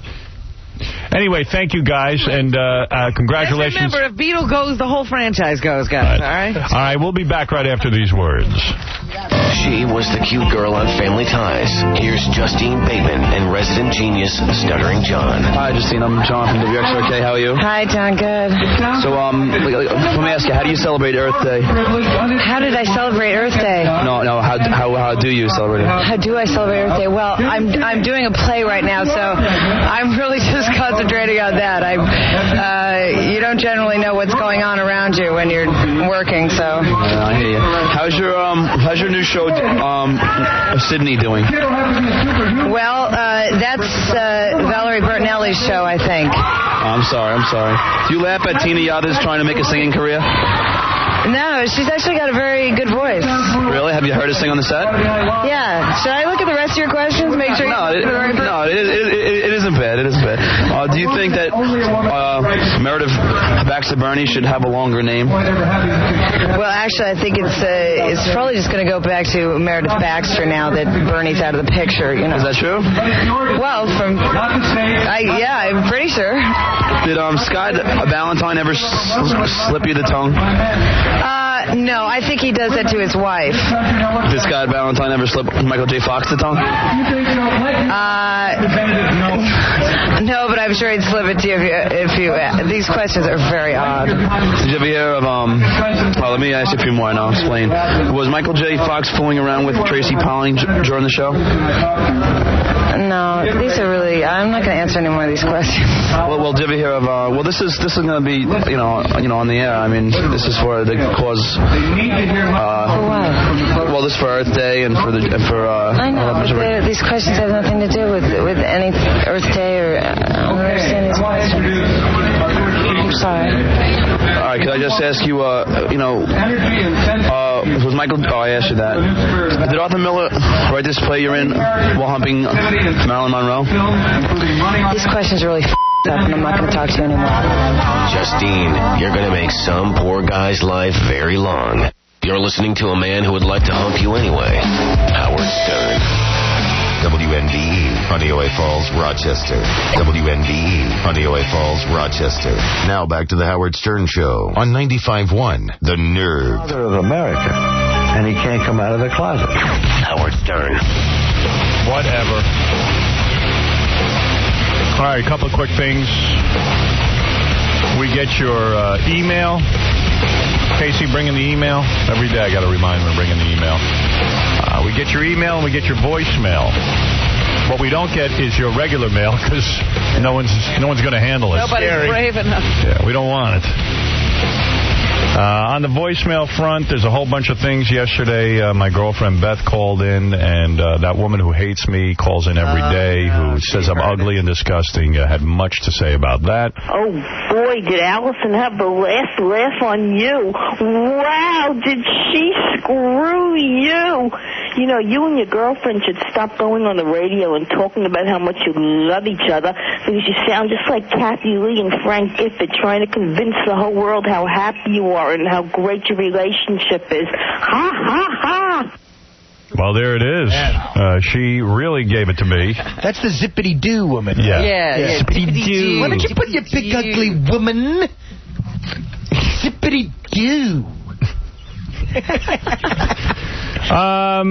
You big fag. Here's a guy who hates Jessica Hahn. Hey, Gary, what's the deal with Jessica Hahn calling in every day? Does she have a frickin' life? Okay, she calls in. She has nothing interesting to say. She's not shocking. She's not funny. She's not interesting. Please, quit putting her through. Give me that private number she has, and I'll come up with something more interesting and funny to say every single day. All right? All right, here's one about Artie. First of all, I think Artie is the best damn thing that's happened to that show. You know, well, actually, the best thing is when Robin was gone for a few days, because she's just a cackling geek. Can't stand that broad. Well, I mean, come on. But Artie, Artie's the king. I mean, that guy, Jesus, that guy's going to use that Hooters VIP card every day. You know, he's just going to be sitting there, and that Jackie queer. Thank God he's gone. Well, he didn't like Jackie, didn't like Robin, but likes Artie. I'd like to use that VIP card. Yeah, where is that VIP card? Damn sure. Yeah, well, what can you do? Let's go to a person who thinks that the TV show last night, I don't remember their opinion. This is about, they have a theory on High Pitch Eric and why he's so afraid of fish. All right. Hi, guys. I have a theory about why High Pitch Eric is so frightened of dead fish. If you think about it, dead fish smells a lot like a woman's private parts, and I'm pretty sure High Pitch Eric doesn't want anything to do with a woman's private parts. You know what I mean? Come on.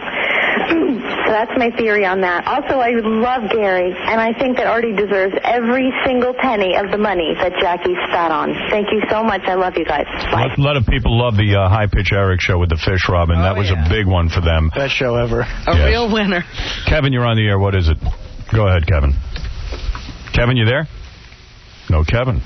This is Ronnie. Oh, Ronnie? Okay, you go ahead then. Howard, I was so disgusted seeing Eric in that bikini last night. Yeah, it was really incredible because the last time we had Eric on, which was like a month ago, he weighed 306, and now he's up to 311. But that 5 pounds is nothing. His stomach is so huge. When he was backed up against the glass and Ganji and the other two guys had the little fish, and they were taunting him with the fish, had to be the best television I've ever seen in my life. I want to see the view from Robin's side. Oh, you don't want to see that. I can imagine. We should have gotten a camera in there on that. That's a good point. Really frightening. You should take over Ganji's job. You just heard him scream no, and then that loud thud against Robin's glass. No! All right, thank you, Ronnie. Let's go to Kevin. Kevin, go ahead. Hello, Howard. Hi. Hi, that wasn't an act last night, was it, by High Pitch Eric? Oh, no. Is that afraid? You want to know how you know it's not an act? That guy wanted an Xbox more than the air that he breathes. Yeah. And I got to tell you something. He would have done anything for an Xbox. He ran out of here and did not get an Xbox. That was no act. And he's not smart enough to act that way. Kudos to Robin Radzinski, for getting the shows on so quick. That was great. That's great when we get them on that fast. Yeah. I know a lot of people want to see what Beetlejuice making out on the couch, but we're trying to crank these shows out as fast as we can. But I'll keep you updated and tell you what's on each and every single night. Yeah. You know what? If you want to hear what that woman, Sarah, that just won for Kissing Beetlejuice really thought, we can play it right now. It comes up to Fred's board. But Robin Quivers met her in the bathroom, and this is what she really thought. All right. This is the girl who made out with Beetlejuice. Oh, I'm sorry. Yes. It's the belly shirt.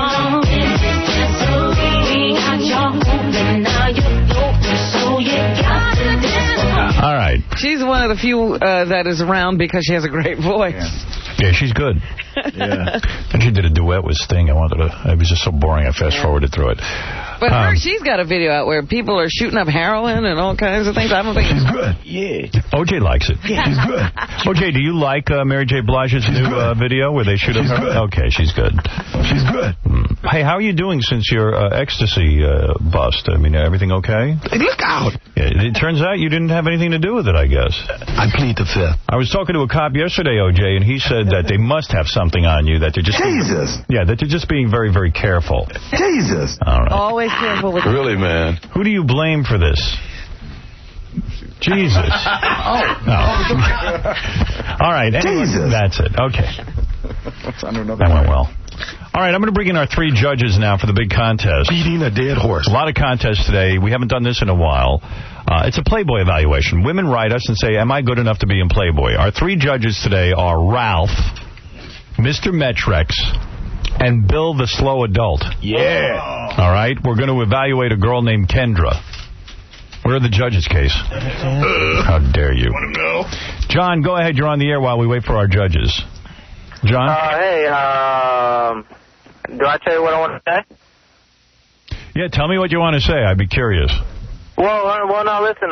Gary's going to come down to Florida at the swap shop, isn't he? Thank you for the call. Well, that went well. Jeez. He doesn't know what he wants to say. There are guys who wait all morning to talk to me and then don't know what they want to say. That's an interesting thing. All right, let's say hi to Ralph. Ralph, we haven't seen you in a while. The reason we haven't seen you is most people don't like you, and we have to keep you off the air. Okay. So how small are you? doses. Yeah. With small doses, you're fine. Yeah. I imagine all the email tomorrow will be keep Ralph off the air. Too much of a dose. His big ugly nose is something scary. The side of his face has a hideous berry. His teeth are even worse than Gary's. Howard's girlfriend, Ralph. All right, and our next judge is Bill the Slow Adult. Bill, how are you? Okay. I know you are so excited about being here. You love being on the air. Yep. And it took us a long time to get you on the air. You had hesitation. Why was that? It's okay. Casey, fix the microphone properly. Come on. How long have you been doing this job? You know, Casey, you're the slow adult here. There you go. Okay. All right. That's better. Bill, the slow adult. Casey, get the microphone on his face, please. Not on you. Tape it to his cheek. I'm not sure who's slow here. He's moving him, not the microphone. Yeah. Move the microphone back a little bit, you dummy. How come I know what to do? He's trapped. There you go. That a boy. Evaluate. I evaluate. Casey's an idiot. Bill the Slow Adult, you were nervous coming on the first time. You had waited a bunch of years before you'd come on here, right? Right. And you felt it went well last time? Yeah, it went well. Right. Are you excited about evaluating a woman? Yeah. I would imagine you don't get much opportunity in your regular life to evaluate. Yeah. Right. Have you ever gone out on a date? No. No. So this is good for you. How old would Bill be? Is he willing to tell his age? Of course Bill is willing to tell his age. He's not a chick. Bill, how old are you?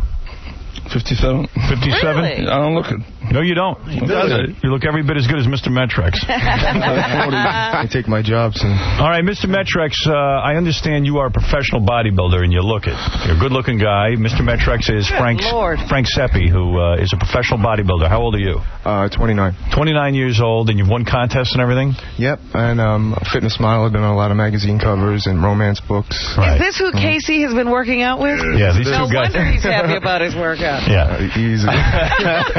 Has Casey come on? He's got a great ass. You don't go that way, do you? Not at all. Mr. Metrex, are you afraid to tell people what you think? Are you afraid to tell this woman whether she could be in Playboy? Will you point out all of her faults? You're obviously an expert. I'm going to give her an honest evaluation from head to toe. Can you be brutal? Oh, I can be brutal, yeah. All right. Okay, then let's meet Kendra. Ladies and gentlemen, this is Kendra. She wrote us a letter. She said, Howard, I need to know, am I hot enough for Playboy? We have Ralph, Bill the Slow Adult, and Mr. Metrex, Frank Seppi, who are going to be brutally honest. Here she comes. Okay, she's in a bathing suit. Wait a second, not bad. Wait a second, Kendra. Kendra, let me soak you in. Hi, Kendra. How old are you? I'm 21 years old. 21. That's a good age for Playboy because most of the women who are in Playboy... By the way, I like how we set up while the girl walks in. Most of the girls who are in Playboy are around that age, aren't they? I guess so. I don't know. Are you a fan of Playboy? Not really. I've never really even opened the magazine, but... Why does she want to be in it? Yeah, why do you want to be in it? Don't say that. Play the game a little here, sweetie. Yeah. Why do you want to be in Playboy? Well, I've been told a few times that I have the body for it, and I respect everyone's decision here, so I'd like to find out today if it's actually attainable or not. Casey, crank up the microphone level on Kendra, if you can. Do you know how to do that? Yeah. You do. Well, why don't you do that? Why don't you prepare that? Sometimes I want to kill myself. Bill the Slow Adult, do you know what I mean? All right. Yeah. Casey, the slower adult. Kendra, you're in a black bathing suit. Yes. How tall are you? 5'8". 5'8", Yeah. and what do you weigh? I'm curious. About 118, 119. That's about right for a girl 5'8". You never want to get heavier than that. You have the flat abs. You have beautiful body from what I can see. Where did you grow up? I'm from Reading, Pennsylvania, right down the street from Al's. Oh, Al's Diamond Cabaret. Yes. All nudie. You ever been in there? No. It's quite a place. Well, I know you've been there. That's why I mentioned it. Well, no need to mention me being there. Yeah. Calm down. So, you've got a very full breast. Is it a boob job, or are those No, those are they're real? real. Wow. To be so skinny, you have big breasts. What are they, C's? Yes. Yeah, they look perfect. They look very nice. Thank you. Very, very nice. And what do your parents think about you wanting to pose nude? They don't know I'm here yet today. They don't? No. Are you going to tell them? Eventually, yeah. Yeah. Just not right now. You a college girl? Yes. What college you go to? Alvernia College. Alvernia. Reading. Catholic College. Alvernia Catholic College. Catholic girl. Aren't you afraid you could be thrown out of college? No. You were not afraid. No. She's still in school. Oh, yeah. She's 21. I know that. Baby. That's how old you... dropped out. But this is the time to get into Playboy. Are you the hottest chick at Alvernia College? I've been told that, yeah. Yeah. Are you looking for a change in your life? Is it boring? Is it humdrum? It's not boring, but I'm going to be graduating soon, so... I mean, if I'm going to do something like this, now would be the time before I make a big career move and kind of forget about this kind of dream. What are you majoring in college? Elementary education. All right. Hot for teacher video all over again. And what are you going to do about applying for a teaching job and they find out you're in Playboy? Won't they be upset? Hopefully they won't know. I see. But Have you had sex with a man yet? yes. Oh, you have? Yes. You enjoy it? Yeah. Ever done it with a girl? No. No interest? No. None of the Not other really. nuns or anything at the school? No. That would be hot, I think. Have you had sex with me yet? I don't remember. No. All right. Hey now. Hey now. Bill the Slow Adult evaluating, Mr. Metric's evaluating, Ralph evaluating. Yeah, they're all looking very hard. Well, Kendra, now's the moment of truth. I mean, if you're going to be in Playboy, I guess you got to be nude for us. I don't know how comfortable you are with that, but hey, give it your best shot. You know, before she takes it all off, can she just turn around so we can see her ass? Ralph needs you to turn around so we can see your ass in a bikini. Well, that certainly looks nice. There's a little tattoo. Why don't you pull your down a little? Let's see what you got there. I got a big tattoo. That's nice. Not a bad tattoo, though. I like it. Thank you. But Playboy doesn't show the tattoos, does it? They cover them up. Probably not. Right. Are you sorry you got that tattoo? A little bit, yeah. Yeah. You got a boy? You have a boyfriend? Yeah, he's here. Oh, yeah? Yeah. What's his problem? They let you come down here naked. Do you leave? Do you really want to be naked, or you just, like your boyfriend just brought you down here? No, this was all my idea. He had nothing to do with it, but he just came along with me. You got a nice face, I'll tell you that. Thank you. Yeah, very pleasant. Thank you. Mm-hmm. Well, here's the moment of truth. Let us evaluate. You got to turn her over to the judges. All right, go ahead. Judges, are you ready to see Bill the Slow Adult? Are you ready? Yeah. Do you know what's happening, Bill? Bill, you have any idea what's going on? This young lady's going to take her clothes off you. Have you ever seen a naked girl before? Yeah. I said I would only take my top off. All right, go ahead. We'll take what we can get. You're going to have to take the bottoms off for Playboy. Playboy, you're going to need to take your bottoms off. It's hard to evaluate. Whoa, look at those. Are you sure those are real? Oh, my God. Yes, Wow. Those are amazing. Those are amazing. I haven't seen... come on. Not oh, come on. For real boobs? Oh, here we go. Here we go. Hold on. You'll get your chance. You'll get your chance. Could you move the microphone so I can see them? Yeah. Wow. They're not. Do me a favor. Turn around and push your bathing suit into the crack like a thong so that we can at least see your ass. Yeah, and can you, in the front of it, too, just kind of like push it down. Yeah, make it sexier. Yeah. We can't see anything. Yeah, there you go. There you go. Now we can see better. Have you ever stripped? No. Do you want to work in a club one day? I don't know about that. Oh, I would be more interested in just posing. I think we got a stripper in the making. You ever been to a strip club? No. Want me to take you? Sure.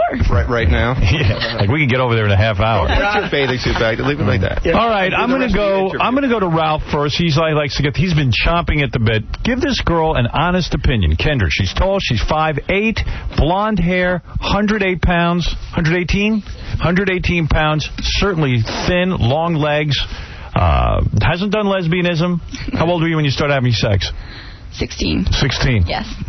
Ever have it with two guys? No. Ever orgy? No. Anal? I'm dull. No. Enjoy giving oral? Yes. Good at it? I think so. All girls think so. Yeah. Go ahead, Ralph. Probably not. Right. Wait, pull the front of the bathing suit down a little bit. She wants to check your belly. Yeah, you know. It's like a doctor. Yeah, there we go. That's nice. Yeah. All right, I think for Playboy, she's got nice breasts, but I think they need to be like a little fuller, like a little lifted. Oh. No way. But go ahead. Right, go ahead. Give your opinion. Oh, that's the just an haircut's insult. a little severe. It's a little short. You know, it's a little. You need to make it more feminine. Okay. She's got nice feet, nice leg. Turn around a little bit. A little bit.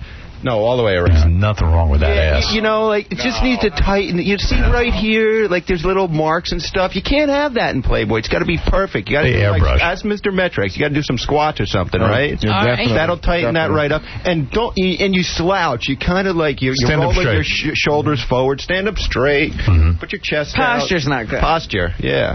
Let me just comment on what Ralph just said. Okay. He's insane. Ignore him. Those breasts are about as perfect as real breasts get. Absolutely. I don't like real breasts, I think. I do. Right. I like them when they look like that. Yeah, see, he thinks I'm right. I think Ralph is right. And not only that, I think she has a Natasha Richardson kind of vibe on the face. Look on the just turn the side for a minute. I'm just telling you, like in Playboy, see how they kind of come down. Like she'd be good for like perfect 10. The left breast. You don't see breasts like that in Playboy. He's right. Big and round. Let's go to Mr. Metrex. Frank Seppi. Chomping at the bit to get into this. Oh, I am. Now, you're pretty for, better than the average girl, but not for Playboy. One of your breasts is pointing out. I think it's the left breast. You see, Howard? The left breast is pointing. Did you know that? Right. It's pointing out. I didn't know that. Right. Neither did I, by the way. Yeah, I don't see that. Look at it. Look at the bottom. It's pointing out, but it is a woman's real breast. Right. And it's full, and it's not flabby, and it's not wrinkled. But go ahead, Mr. Metrex. This is your time. And her hips are a little wide. Turn around from the back. You have a little bit of cellulite on the bottom. Right there. You see the little cellulite on the bottom? Right there, right? Just need to tighten it up a little. What should she do there for that? Lunges, some squats, start really work out hard. Right. And her calves, if she took her shoes off, would look really, really a little too small. You know what I mean? Really? Yeah. Yeah, he's right. I miss that. You see the roll of fat on the lower back? Right here. Here. Yeah, I miss that too. Playboy. It's got to be perfect. Yeah. I mean, for Pennsylvania, you're a beautiful girl, but I'm just, this is Playboy. Pennsylvania. She shouldn't come out of Pennsylvania. So, Mr. Metrex, you say stay in Pennsylvania. Right. All right, the opinion that I'm really after now, you guys have been rough, but I think that Bill the Slow Adult has something to say. I hope he does. Bill? She's nice for Playboy. Thank you. Okay. Bill, you would like to see her in Playboy? Yes. And you She's got all the qualifications. Yeah. Do you feel that she has anything wrong with her? Is there anywhere she could improve? No. Thank you. She's perfect. I'm with him. Isn't she sort of like a hot Gwyneth Paltrow or Natasha Richardson? Yeah. What? Bill? Yeah. Bill, stop playing with yourself. No. You're not. Bill, you're looking at Mr. Metrex's knee the whole time. No, he isn't. You do see the girl, don't you? Hey, Bill, I don't mean to put you on the spot, but who's hotter? This girl, Kendra, or Anne-Marie? You know the answer to that question. You know the answer to that question. Anne-Marie, my assistant. You know the answer to that question. All right, there we go. Well, let me tell you something. The good news is all those things are fixable. I'm going to chime in, and I ain't saying this.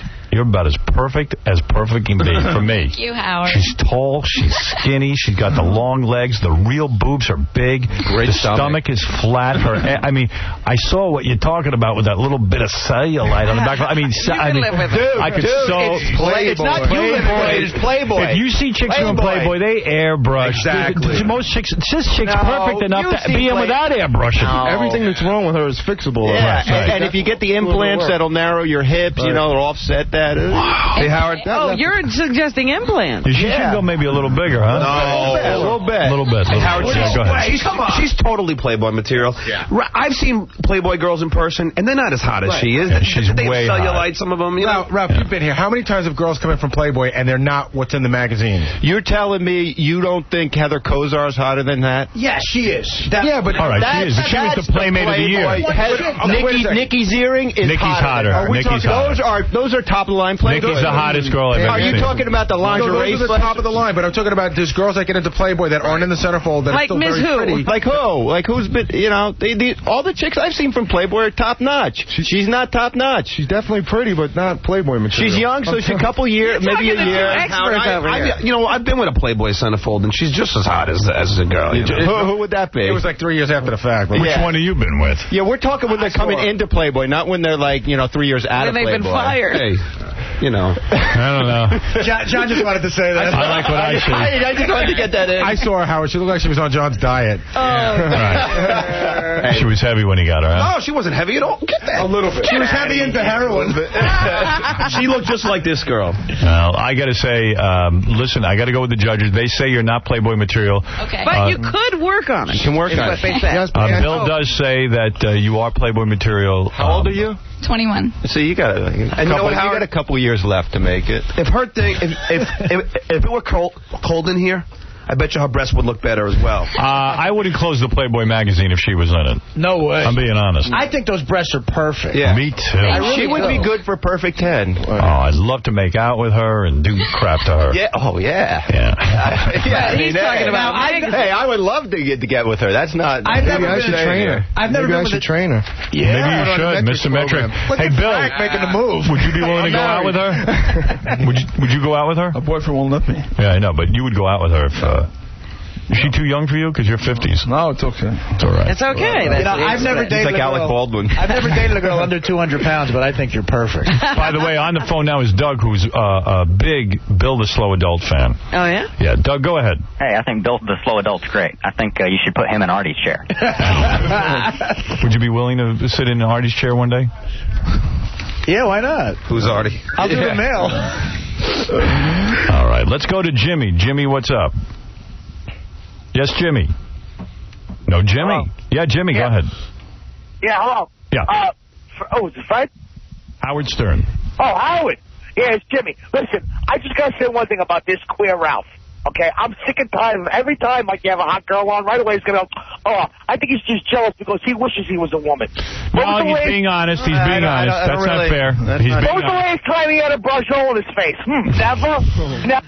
All right. All the E guys are saying that. Your feelings onto me. All the E guys are saying that Ralph's a fag for not thinking his girl's perfect because she's gorgeous. Well, no, I know what Ralph's saying. Yeah, well, the E guys are all married and pent up, so, I agree with Ralph. Everything that is wrong with her is fixable. See? She could be in Playboy, but not right now. You think? Should she get implants? Absolutely, Yeah.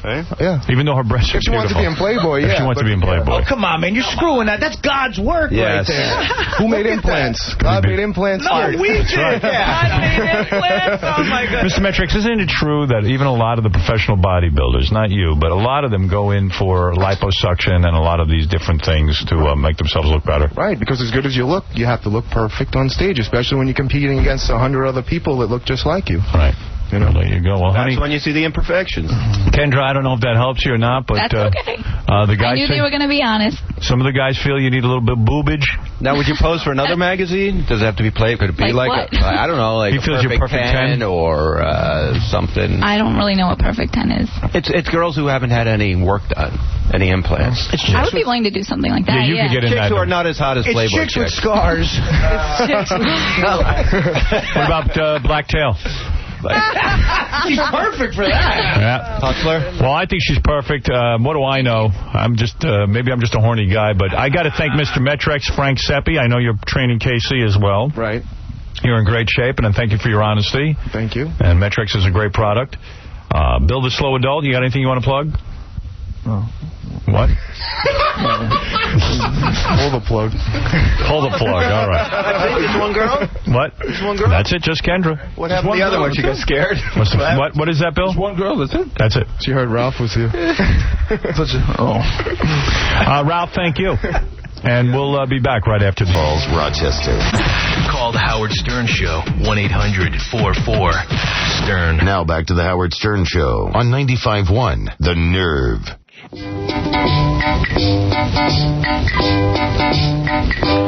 this is Santa Claus saying I won't be around this year. I'm a bit sick. Santa Claus has got the AIDS this year, and he won't be round to spread his Christmas cheer. The reindeer all look blue. They know what he's going through. Santa Claus has got the AIDS this year. He won't be yelling out, ho, ho, ho, ho. But he'll be screaming out, no, no, no, no. He's lying sick in bed. Call the doctor there instead. Santa Claus has got the AIDS this year.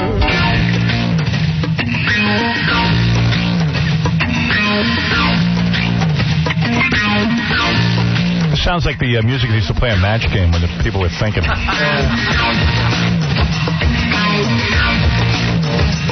love Tiny Tim. Santa Claus has got the AIDS this year. By the way, my girlfriend is on the cover of FHM magazine. She is? I mean, Rebecca Romaine Stamos. Oh, yeah. Oh, that girlfriend. That girlfriend. Your other girlfriend. My other girlfriend. She's all right, too. Hey-oh. Correct. Nice, huh? Can I see that?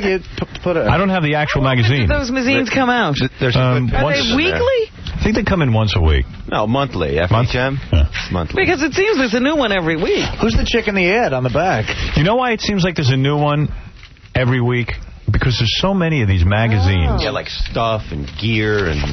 I love them all. I actually get more turned on by these magazines than I do even like Playboy. You're not even into Playboy. You know what's great about those magazines is like actresses and stuff are almost naked. Yeah, that's what's cool about it. They're in like bikinis famous women. and panties. Like they all want to be naked. There's like two girls on the cover. I don't know their names, but I guess they're on some TV show. Let's see.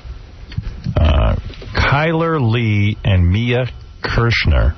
The ultimate double feature. I don't know who they are. They're going to be in that new Not Another Teen movie. Okay. And then they got them in... actually, their underwear isn't that sexy. In fact, one of them looks like she's wearing a diaper. Yeah, hey, what's with that? Look at, oh, my God. That's a lot of underwear, isn't it? A lot of underwear. They look like milkmaids. Cover. When do you think the Olsen twins are going to show up on one of these magazines? That's soon. That's soon, yeah. So sad. Countdown. I like this. They do a photo spread with Pink. I like her tattoos. She's got cool tattoos. On her leg. See? Pink. Like the inner thigh tattoo. I like that. Yeah, I kind of do dig her. I mean, I know she doesn't have the greatest face, but I kind of like her tough attitude. And I don't know. There's something about her. To stay over. Right. They have to talk to her through glass. I mean, seriously, why would on a phone. Why, if this woman has done something with children, why would you let her still be in their life? Because we got a screwed up society and we don't know what to do. I mean, if she has done so, I still can't figure out what the hell she did. No one will tell us. Well, whatever she did, she's blaming on booze. Right. Well, you know what? I've had a lot of booze in my life. Never did anything. Never did anything weird. So anyway, the lawyer said she's hoping to get her career back on track. So what was her career before? Yeah. Career back on track. Like it was ever on track. So the judge said, okay, we can't confine you to the state of California since you have this bustling career. Yeah, we want you all over the country. So she can leave California for 3 days at a time, but she must stay in touch with her probation officer. All right, that's fair enough. So there you go. That's what's going on with Paula Poundstone. I don't know how she got out. I thought a couple of months ago we read that she was getting stuff sent to her inside rehab. Yeah. So how does that count as 6 months of rehab when you've been doing drugs while you're in? Please, Robin, she's trying to get her career back on track. I'm sorry. I even knew. That's some career. Emo Phillips laughs at her career. Well, I understand you in rehab. I understand, you had some kids and stuff. And how's that going? So that's just another one of the weird things, weird funny things that are going on in the world. Also in the news, this war continues over in Afghanistan, and they are bombing everything. They expect Kandahar, the last stronghold of the Taliban, to fall sometime soon, Howard. However, we are mourning because 3 Americans were killed by friendly fire the other day, and they're now thinking that a bomb went astray, and they're not exactly sure how, whether it was the bomb itself that had a problem or whether it was human error. But surely that will be investigated, and 3 small towns in America are mourning the loss of their favorite sons. Terry, you're on the air. Hi, would you like to take a Harvard test by 4 Harvard professors and it judges your character as a human being? Okay. Okay. Is it long? It's 10 yes or no, depending on how you want to branch it out. Do it quick and I'll do it. 10 minutes. Do it real quick. Okay. Is cloning okay? Yes. Okay. Should you be able to choose the sex of your unborn baby? No. Is legalizing marijuana? Yes, legalize it. Interracial marriages? Fine. Age 16 for consensual sex? How old? 16. No. Oh, for consensual? Yes. Yes. If 10% of the people pay 90% of the taxes, should they just pay it all? 10% represents $5 million annual income or higher. No. Assisted suicide? Yes. Marriage for a priest? Yes. Is 70 years old too old to drive a car? No. Yes. No. I'm answering the questions. No. Can't you go home? Who asked you to sit here? No. Last question. Minimum age of 25 for a couple to wed? Yes. Okay, hold on one second while I told this up real quick. Right, we got to see where you land. Okay. You could have said I'm a horrible human What kind being. of human being are you? What is this going to tell me?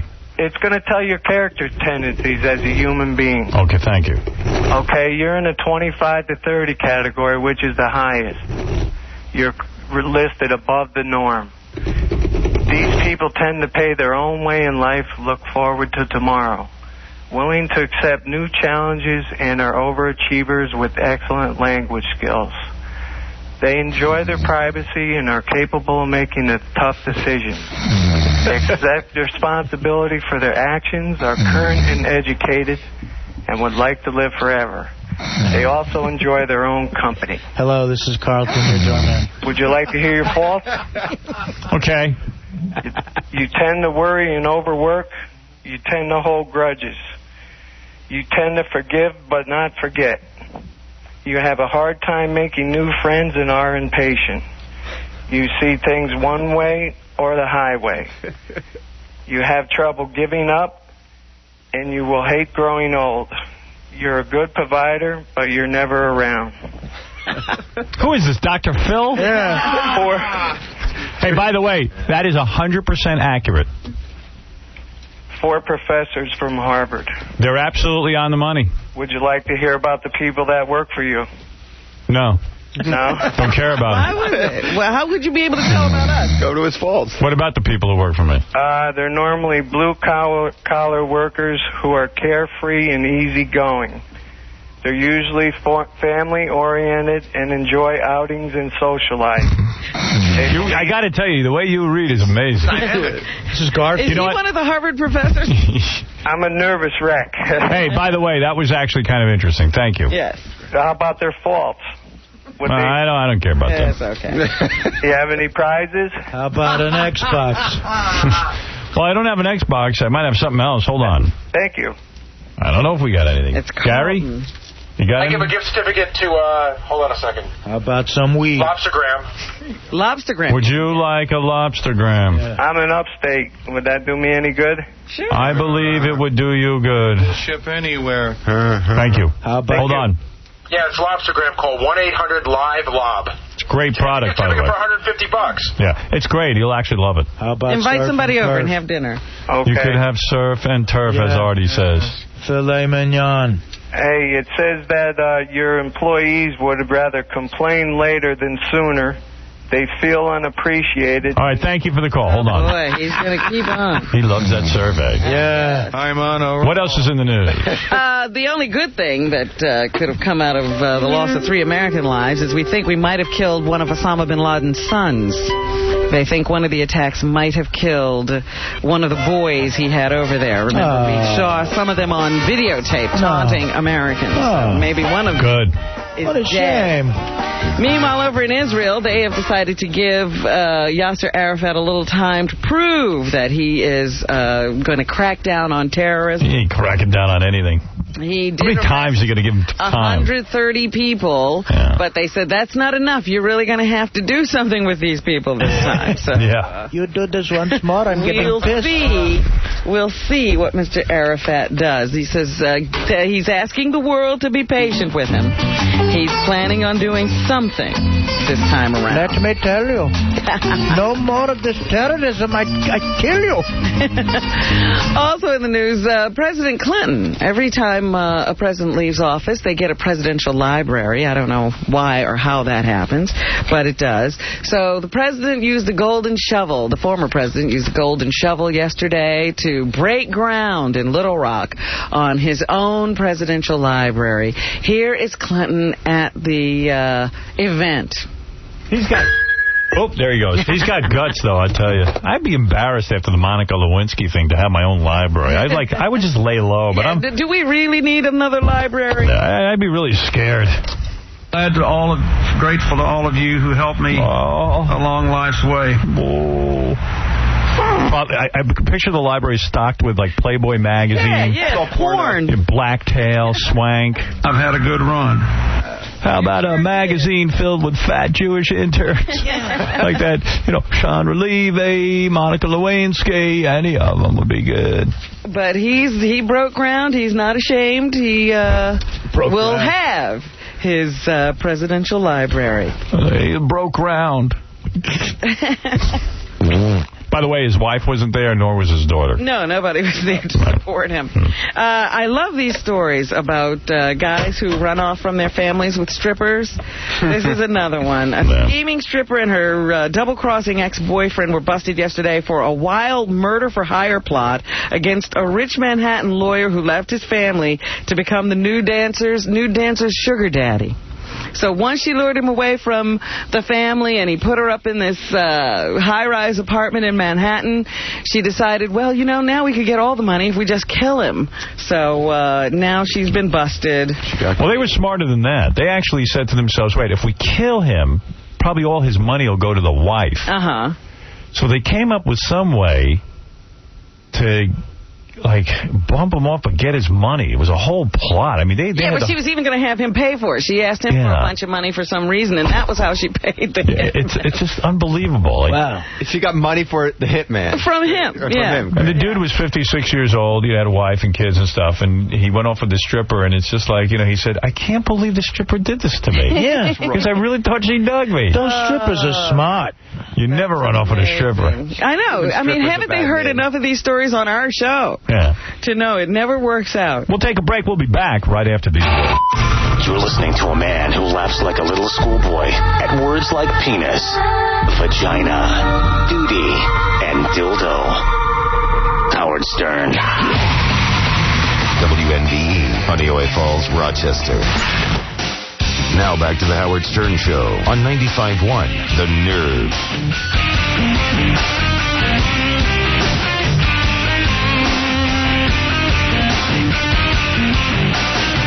The Howard Stern Show. You scumbag, filthy bitch. I find him quite funny sometimes. You're listening to the Howard Stern Show. Yeah. Coming soon, POD, beautiful Jamie Presley, porn star Holly Landers, who is willing to marry a listener. More on that coming up. This time we will not botch it. All right. Welcome back, Phoenix, KZON 101.5 The Zone. Dave Pratt in the afternoon. Howard Stern Show in the morning. We are back in Phoenix after a few days' interruption. And, Rob, anything left in the news? Yeah, the twist on that stripper story you were pointing out was that not only was, at first, the stripper decided to knock off the guy who was the sugar daddy. Then she thought maybe his wife would get all the money, so she decided to knock off the wife. Right, that was it. And frame the guy for his wife's murder. Yeah. She was really thinking big long-term, that stripper. Hey-oh. was watching too many movies. No wonder those strippers get those 20s out of me. They're so smart. Look at her calculating. I'm about $6,000 in the hole in the last 3 weeks. Poor Artie goes to Scores and drops. What did you drop? $2,000. Including the giant bet. Yeah. $4,000. $4,000. Yeah. What? It's a bad night. Oh, my goodness. Spend $2,000 in there? You didn't even get laid. I might have. Wow. A crazy, crazy man. Did someone use their hand on you at least? I don't know. Something might have happened. I hope. I hope so. It was me. I used my hand. Artie used his own hand. But so what? Yeah. Artie must have, like, silly money, because when he's always, like, throwing... No, it's true. You know, even when we play cards, like, you know, he wanted to be the bank. That's the guy who's got a lot of dough. You know that's a guy with a gambling problem. No, because I looked around at the players and I said, yeah, I'll be the bank. He's like the new Dominic. Yeah, he wants to lose his money. No, I won money that night. I don't see how. I won money because I was up like 800. Robin, let's continue the news. Yes, you guys work this out later. I'm not going to embarrass Artie with his gambling losses. Yeah. I don't know how you lose that much money at Scores. That's amazing. But anyway. You get something in return.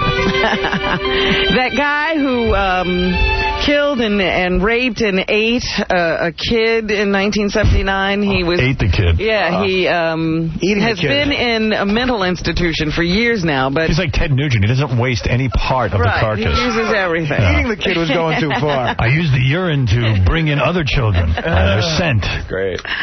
So he, every couple of years, tries to get out of this mental institution by claiming he's okay, and he gets a bunch of his doctors to go on the stand and say, yes, he's perfectly fine. This was an isolated incident. He's no longer a danger to society. I'm absolutely fine.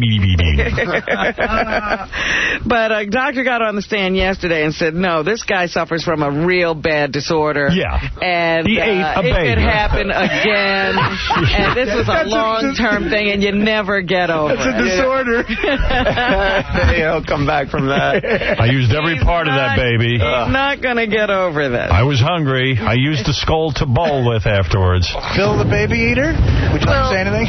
They say some of the things in this guy's background were that his father caught him masturbating and threatened to castrate him if he ever caught him doing it again. I think that's what did it. And then he was conflicted about his homosexuality, and he was being taunted by teens in the neighborhood. Colin Cowboy. So even though this kid he ate had nothing to do with it, he was just a kid in the wrong place at the wrong time, but he was working out all of that aggression on that kid. But they think that was an isolated incident. But anyway, they say he probably won't get out of the hospital again. Thank God. Thanks to that wonderful doctor who took the stand. What else, Robin? There's a story going on in Las Vegas. There's this girl who's been charged with... some kind of a weird sexual crime. She faces charges of murder and sexual penetration of a dead body. These are odd things to hear about a woman. Yeah, usually guys are doing dead body stuff. Yeah. Girls don't usually go that perverse. Really? It happened in July. This 44-year-old guy, Duran Bailey, was killed, and the... defendant, Kristen Labato, she claimed that she was being attacked when she allegedly took a knife from her skirt pocket and cut off this guy's penis. She has pleaded not guilty and claims she does not remember much of what happened because she was under the influence of methamphetamine and had been without sleep for several days when this incident took place. That methamphetamine must be pretty good if it causes people to do whacked out stuff like that. And not remember a thing about it. It's good stuff. Yeah. You've done it? How is it, Ari? Once I did it. Can I ask you a question about that? Yeah. To me... When I was in college, I did speed and stuff, and I hated it because it made my eyes feel like there were toothpicks in them, and I just felt irritable, and I didn't want to be up that long, and my skin was crawling.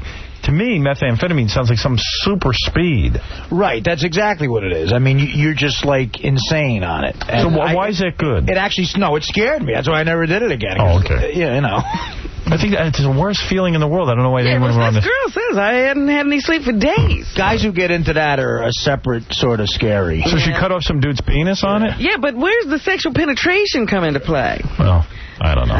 Anyway, she was released on bond last week and is now under house arrest. Okay.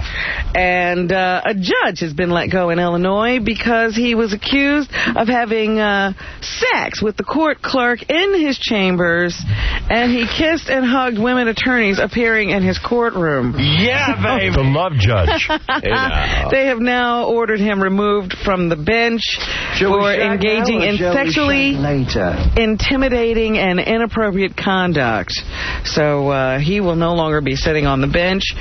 George Harrison is experiencing a resurgence of interest in his old and solo music, the Beatles music and his music. All Things Must Pass. A song, by the way, bit of trivia, that was written about the breakup of the Beatles. All Things Must Pass. Right. He was the philosophical Beatle. Yes. He knew that all things must pass. While John was angry about it and Paul was George. He just and knew Ringo was ugly. A natural occurrence for things to go away. Yeah, all things must pass. Ringo was the ugly Beatle. Best of collection. Both saw significant sales increases. Imagine you're the ugly Beatle. Jesus. Meanwhile, Ringo now is the best looking Beatle. That's true. God bless him. He bloomed late. He did. It's like me. I'm going to bloom in 10 years. Yeah. The Beatles albums are experiencing some bump in sales as a result of this, too. So everybody's better. They need the money. Yoko needs the money. That's good. Monetarily from George's passing. So there you go. Do you think it's time that someone else benefits from the sale of the Beatles records besides Yoko? How about me? You want in on it. I want the profits. Why should she get them? You and Michael Jackson. You know how you're always talking about everybody writes a children's book? Julie Andrews and her daughter, Emma, of course, have written a children's book now. How about I write a children's book in about 5 minutes? I can write it with my feet. You know, I bet you could. You and your youngest daughter should write a children's book. Because children, they subject them to all kinds of bad literature. Yeah. Hey, speaking of bad literature, here's Wait the a most... minute. This one is called Dumpy Saves Christmas. Oh, Dumpy? Yeah. Yeah, that was my character's So name. here's Julie Andrews Isn't that Artie? She talks about and her daughter talking about Dumpy. When something happens to Santa's sleigh, it gets damaged and there's no way he can get all the toys delivered, so Dumpy goes into action. Oh, listen to that voice. And, Didn't she have something wrong with her throat? Yeah, she had to have that operation and it ruined her singing voice. Yeah, tell her to sit quiet. Sounds like the speaking voice went, too. All right, here's the most disturbing ad in the newspaper today. I hate Dr. Phil on the Oprah show, but now Dr. Phil says, new from the New York Times bestselling author of Life Strategies for Teens, it's Dr. Phil's son, Jay McGraw. Jay McGraw. It's Dr. Phil and his son, his 23-year-old son. So if Dr. Phil's too old for you, there's a whole new Dr. Phil in Jay McGraw. Jay McGraw, because there's a lot more between us than just our years. He writes about relationships. Now he's Dr. Phil's son, and now he's an expert. So he knows, too. Dr. J. A 23-year-old kid. He's got it in his blood. Yeah. I guess Dad has passed down the family business to him. Yeah. What a load. Here's Emma and Julie again. They were asked what it was like to write together. Okay. Emma Walton is her name? Yeah. Walton Hamilton. It's a joy for us because it gives us an excuse to spend same annoying voice as her mother. time together just having fun and safe and protected from the usual... Can't you just spend time with your mom without writing a children's book? Why do you gotta book? be writing a book? Family dramas or anything else that may be going on in the world, and just to sit down... Where's her British accent? Play and frolic in this little world that we've created together where nothing bad ever happens, and it's really a great pleasure. deal of quality time. No. There she was. Julie piping in. Yeah, those two sound like they're in touch with what kids want to read. I'm sure they know about children. Vanity book. It's a shame she didn't get her mother's singing voice. And then Dumpy springs into action. Honey, I think we're going to have a Dumpy TV special. Yes. Dumpy. Somebody has stolen Santa's sleigh. Somebody stole Santa's sleigh, and then Dumpy... we sound like this. We're going to go on methamphetamine. Yes. Anything else, Robin? Yes, it must be book writing season because Bill Cosby has a book coming out. It's called Cosbiology. Yes. And it's a collection of essays. I've seen enough of that. Here's Bill, number 3. It seems that it's very difficult to sell this kind of thing. Doesn't he have enough money? With just essays, unless your essays are sort of like Tennessee. So boring. Tennyson. So I just felt, look. He's so boring. Really. Here he is bread pudding. on one of his essays in the book. It's about ingrown hair. I think that the ingrown hair is something that an awful lot of... black guys really have a problem with it. Men. Black men. Will really identify with, because it becomes a moment of obsession. By the way, the FBI is raiding O.J.'s house. They think he's selling illegal copies of Cosby's new book. This thing, you cannot find it. It's almost like today's bombing that we're going through, that you're willing to take your face apart to find. Yeah, it's just like the bombing we're going through. It's a great essay. It's really this ingrown hair. The ingrown hair is like the bombings on September 11th. The ingrown hair. Was it ever funny? Never. Never funny. In fact, I'll tell you how unfunny he is. I remember seeing this guy. I was living in Roosevelt. I was a kid. I must have been in 6th or 7th grade. And I went to Bill Cosby was on I Spy, I think. And a friend of mine said, please come to the Felt Forum. I remember thinking he was unfunny then. He just would drone on. He pontificates. Well, I go to the show, and I mean not a laugh in the house. Really? I mean, he sat on a stool, and he's like, and I went to the dentist, and he said to me, he's going to pull my tooth. And I'm looking at the guy like he's crazy. I mean, where's the joke? And you know that drill is and he's just on. I mean, he loves the sound of his own voice. Loves it. Well, here he is again saying that people should include humor books in their reading. If you want to go deeply deeply, how long can you drag out the word deeply? You can go Chekhov. Chekhov. Or you want to go lightly and identifiable, you can go Cosby, and Steve Martin, George Carlin, Howard Stern. My book sold more than all 4 of them put together. You laugh. I think you should tote one of those along with your books of Are We Bombing the Correct Place? You know. Oh, he's got something going on with his bombing. Really? What's up with that? Yeah, he's got something with the bombing. Talk to us about the bombing. He's trying to be Mort Saul now. Are we eating vegetables that are not tainted with something? All right. Damn. In other words, all those other books aren't I important. got a lot of laughs out of that. Anyway, Ron Jeremy, I've been wondering why he's running around doing a lot of promotion. He has something coming out. It's called, it's a documentary, Porn Star, The Legend of Ron Jeremy. Yeah. So that's why he's been running around. Here he was asked how much longer he expects to make adult films. Number 6. I'm still able to do it. I've never had it. I don't think he makes them anymore. Other guys do. I don't. So I figured as long as I can perform. As Artie says, he just goes on porn films now and makes an appearance and doesn't have sex with anybody. Well, he's claiming he performed. Mm-hmm. You know, I kind of get a kick out of it. It's still fun. I'm doing a lot of mainstream. I'm with a company now called Metro, so I'm under contract with one company. He does a lot of mainstream. Under contract. Mainstream? What contract? First of all, Julia Roberts isn't under contract. How is it that he's under contract? What contract? The contract system died with Metro Goldwyn Mayer. He's supposed to be connected in Hollywood. Like, it's cool to hang out with Ron Jeremy. It really isn't. He hasn't networked his way into a movie yet, like a real movie. When you walk in with Ron Jeremy, it's like, oh, what are you, the new Sam Kinison? Right. No. I see him. He's always like standing in the corner and lurking. Not cool. No. Well, has he made a lot of money in the adult film business? I own 3 condos. Things are okay. You know, we're not making the kind of money that the mainstream stars make, but I'm doing okay. I wonder why. Women make the big bucks in adult movies. Because you can't act? You know. He owns 3 whole condos after all this time. Oh, he's disgusting. And here's his advice about taking drugs. You know, I smoked a little pot when I was in college. I never, ever, ever got involved with drugs of any sort. And not even aspirin. For a headache, I figured the body was built to do just fine without those kind of chemicals, you know. Not that I don't eat junk food, but I would say very, very important being drug-free so that you can, and don't go crazy on alcohol, but that way you can actually get up in the mornings and work. Very good, very good. Okay, that's Ron Jeremy with his advice on drugs. And finally this morning, Danny Bonaducci, he's on that show that fascinates me, The Other Half, which is still on? I can't believe they haven't canceled that. Of The View. And here he says, he tells us some of the scary, crazy things he's done as a part of this show. I got waxed on one of the... Wow. Damn! You're kidding. He kissed that other guy, that Mario. Well, that doesn't surprise me. He was also in a car with another guy. Yeah, I think paying him money. For shows. And he beat up the guy for some reason.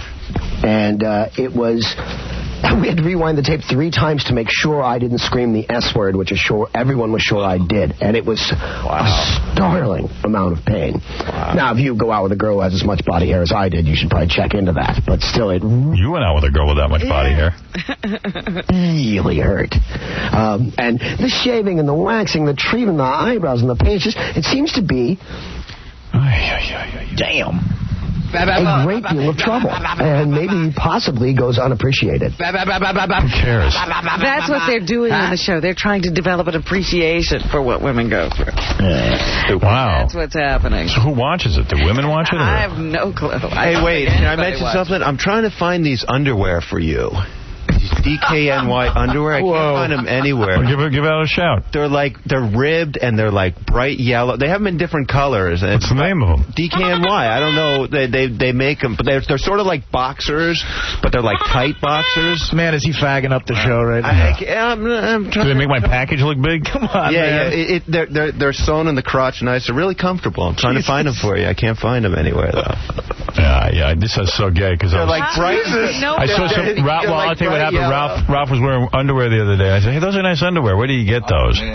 And then he said, well, DKNY. I said, well, pick me up some of those. And then I can't find them. Yeah, they don't make them. Did you get more off Ralph than you got off Rebecca Stamos? Yeah. I ended up in bed with him.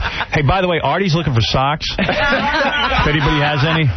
Throw a shout out to you sock guys. Artie needs big fat underwear. Yeah, right. Tomorrow, this should be a lot of fun. Porn star Mary Carey and her retarded mom will be here to meet Gary the Retard. Can't wait for that. Thanks to Beetlejuice at JollyDwarf.com and Christy and Sarah for making out with him. Kendra, thanks for coming by and being evaluated by Ralph, Bill the Slow Adult, and Mr. Metrex. Thank you for stopping by, Frank Seppi. She was hot. Yep. And welcome, Phoenix. Back again, KZON 101.5 The Zone. Great to be on that station with Dave Pratt. Okay, and Baba Booey's in Miami this Saturday from 1 to 3 p.m. at the Swap Shop located on Sunrise Boulevard, and at the Miss Nude Porn World competition at Solid Gold in North Miami Beach on Saturday night.